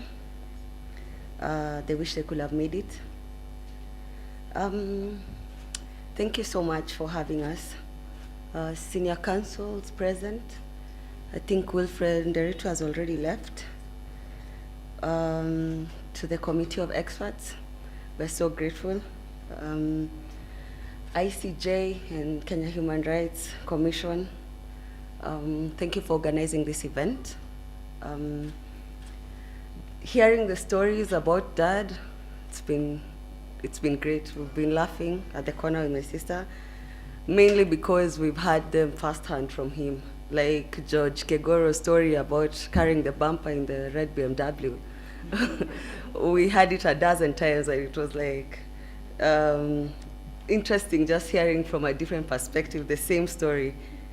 So thank you so much. It gives us great joy just to have people who remember him for who he was. Not there's the professional person, but he was an extremely funny guy, and I'm glad that you, his colleagues, also saw that side of him. I don't know, we miss him a lot. Can't say that it's been easy, but everyone has made it easy. I myself am in the legal world, so I keep meeting his friends, and I keep meeting people who worked under him, other junior advocates who met him even in passing in court, and everyone has such good things to say about him. So he was truly a great man. He remains always a great father, kind and loving, and always understanding. He kept his word professionally and emotionally to us as his family. We always cracked jokes all the time, and most importantly, all his stories were always exaggerated. He always added salt to the basic story. So like even the red BMW and the bumper, I had a completely 100% further version of that, of Kegoro suffering in that car. Yeah, that's who he was. He remains a national hero in terms of writing the Constitution and everyone who was around him was like work. He had a strict work ethic. He always did things that he believed in, especially when it came to human rights work. And at least for the Constitution, we'll have something that constantly reminds us about Nzamba Kitonga forever and ever as Kenyans. He was definitely one of the best legal minds. And as a young legal mind, I hope that both my brother and I will one day emulate him. If we can fit in those shoes, like, we'll have achieved at least, 50% of who our father really was. I think that's all I can say. Thank you so much. This has been quite a day, and I'm just glad I took the time to be here. And I feel so is my sister. We're really happy. Thank you.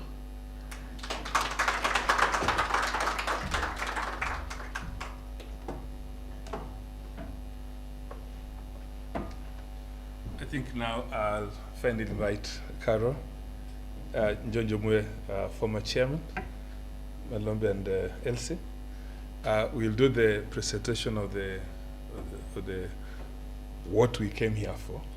We honor you, and then we'll let you have a minute or two, give us some remarks, and then we'll have the final closing remarks from KHRC representative to give us a final remarks. Njonjo, Elsie.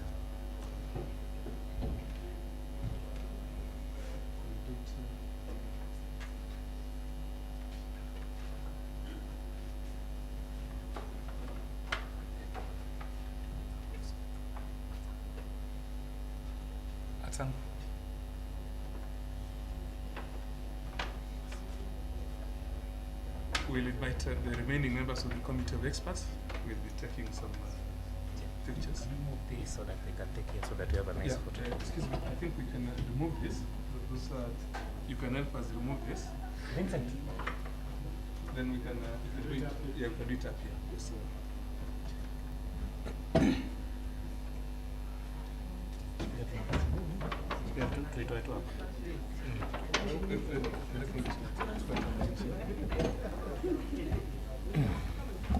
Let's come up.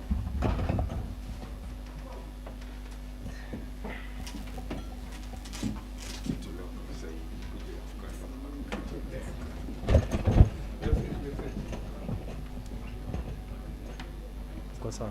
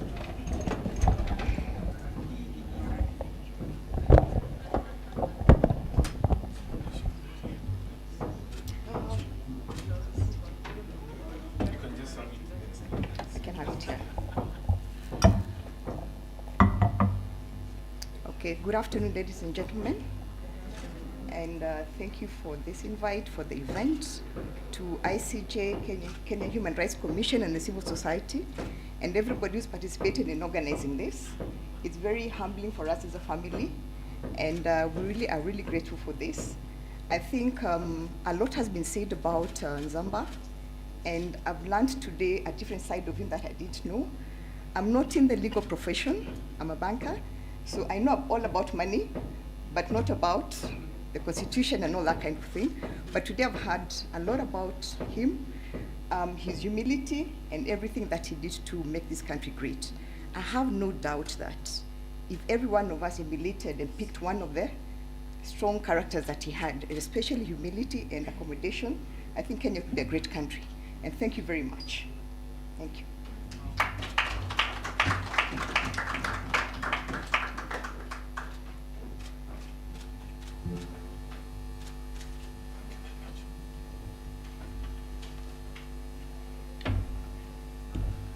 I think we can now have the closing remarks from KHLC.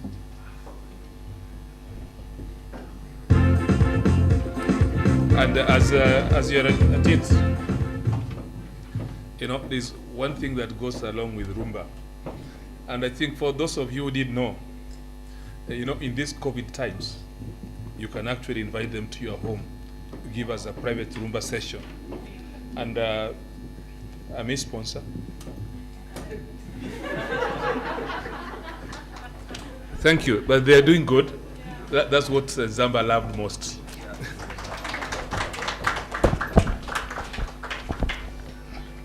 Thank you so much. On behalf of KHRC and ICJ, I want to take this chance to thank all of us for attending this great event,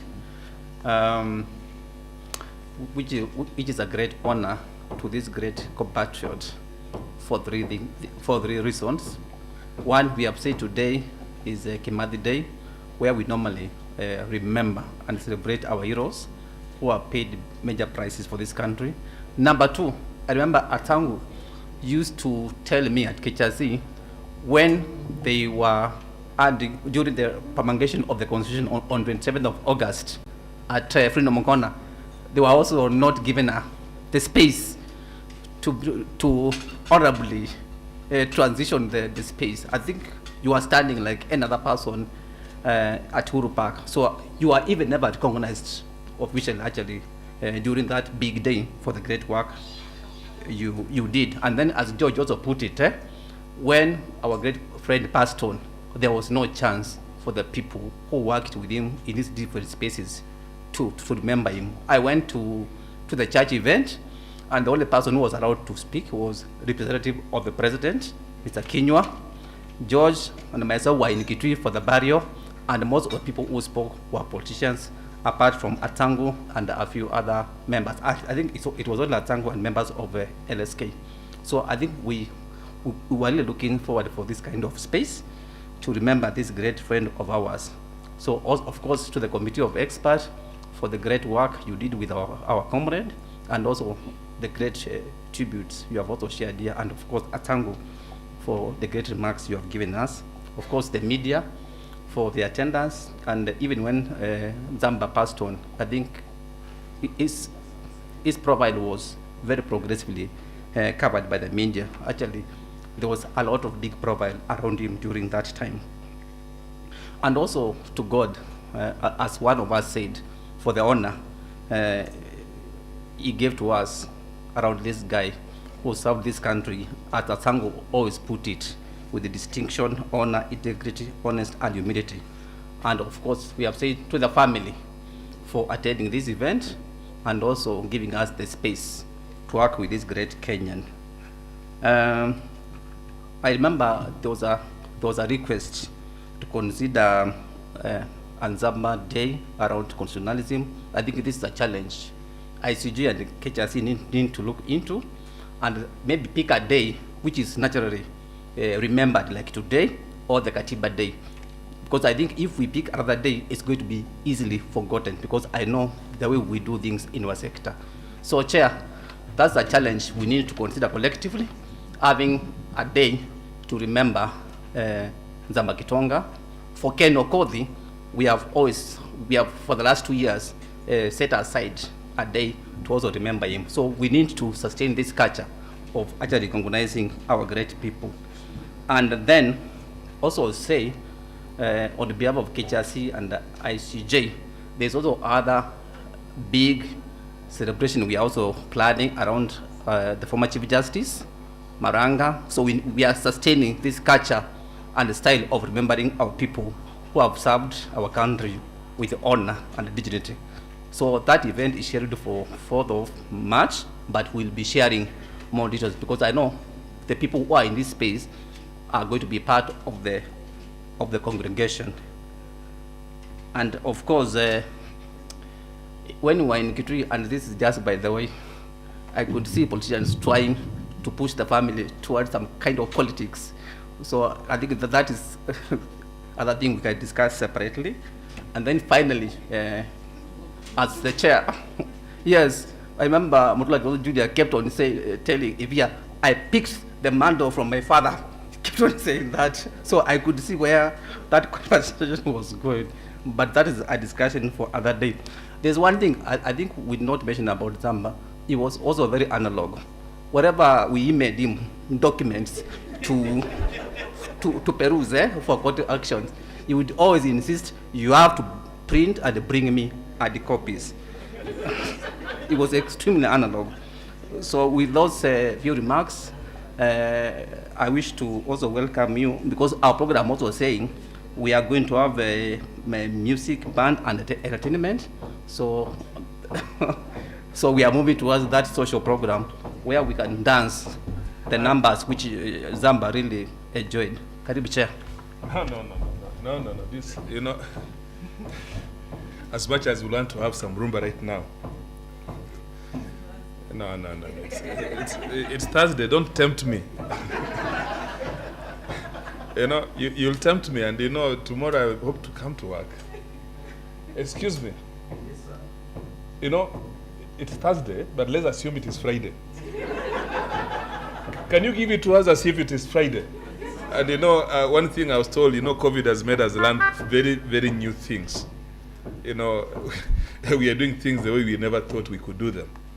And you know, to adapt to COVID, because now we are told we must adapt to new situations.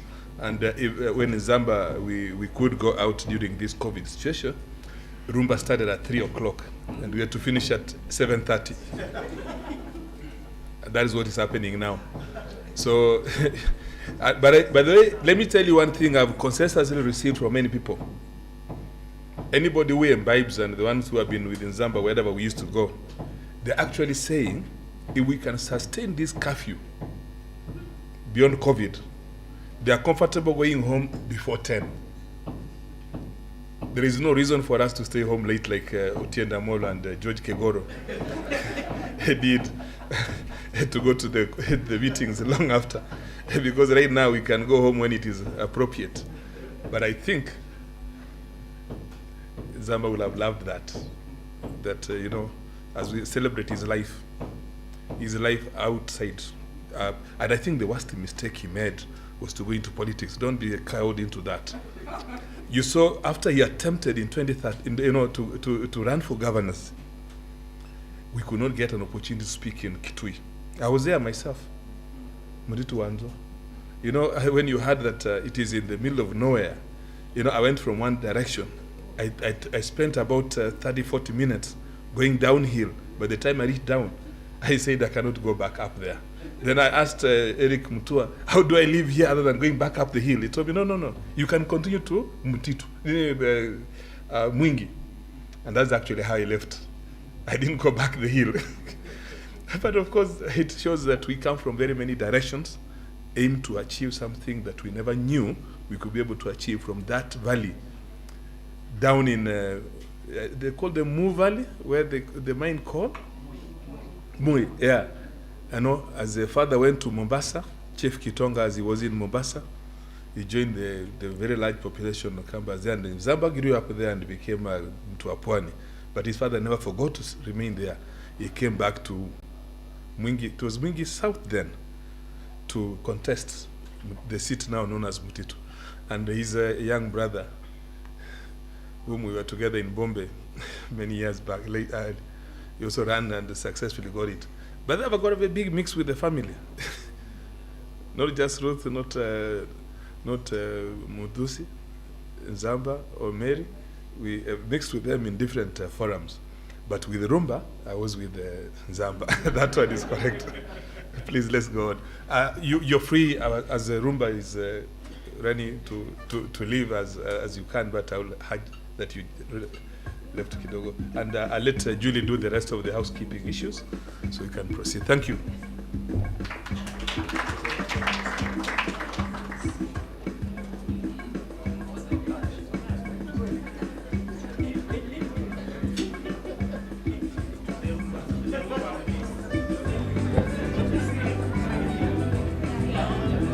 right? Right?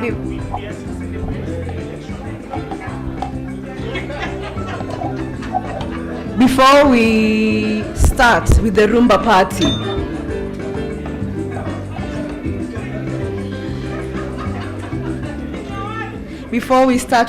party, thank you so much for being here. So a few housekeeping. Please make sure that you sign the registration book. Do not be in a hurry to leave. There is music that will still play on. The hotel will be serving tea, so you can grab a cup of tea and listen to the good music. Have a lovely afternoon and see you soon.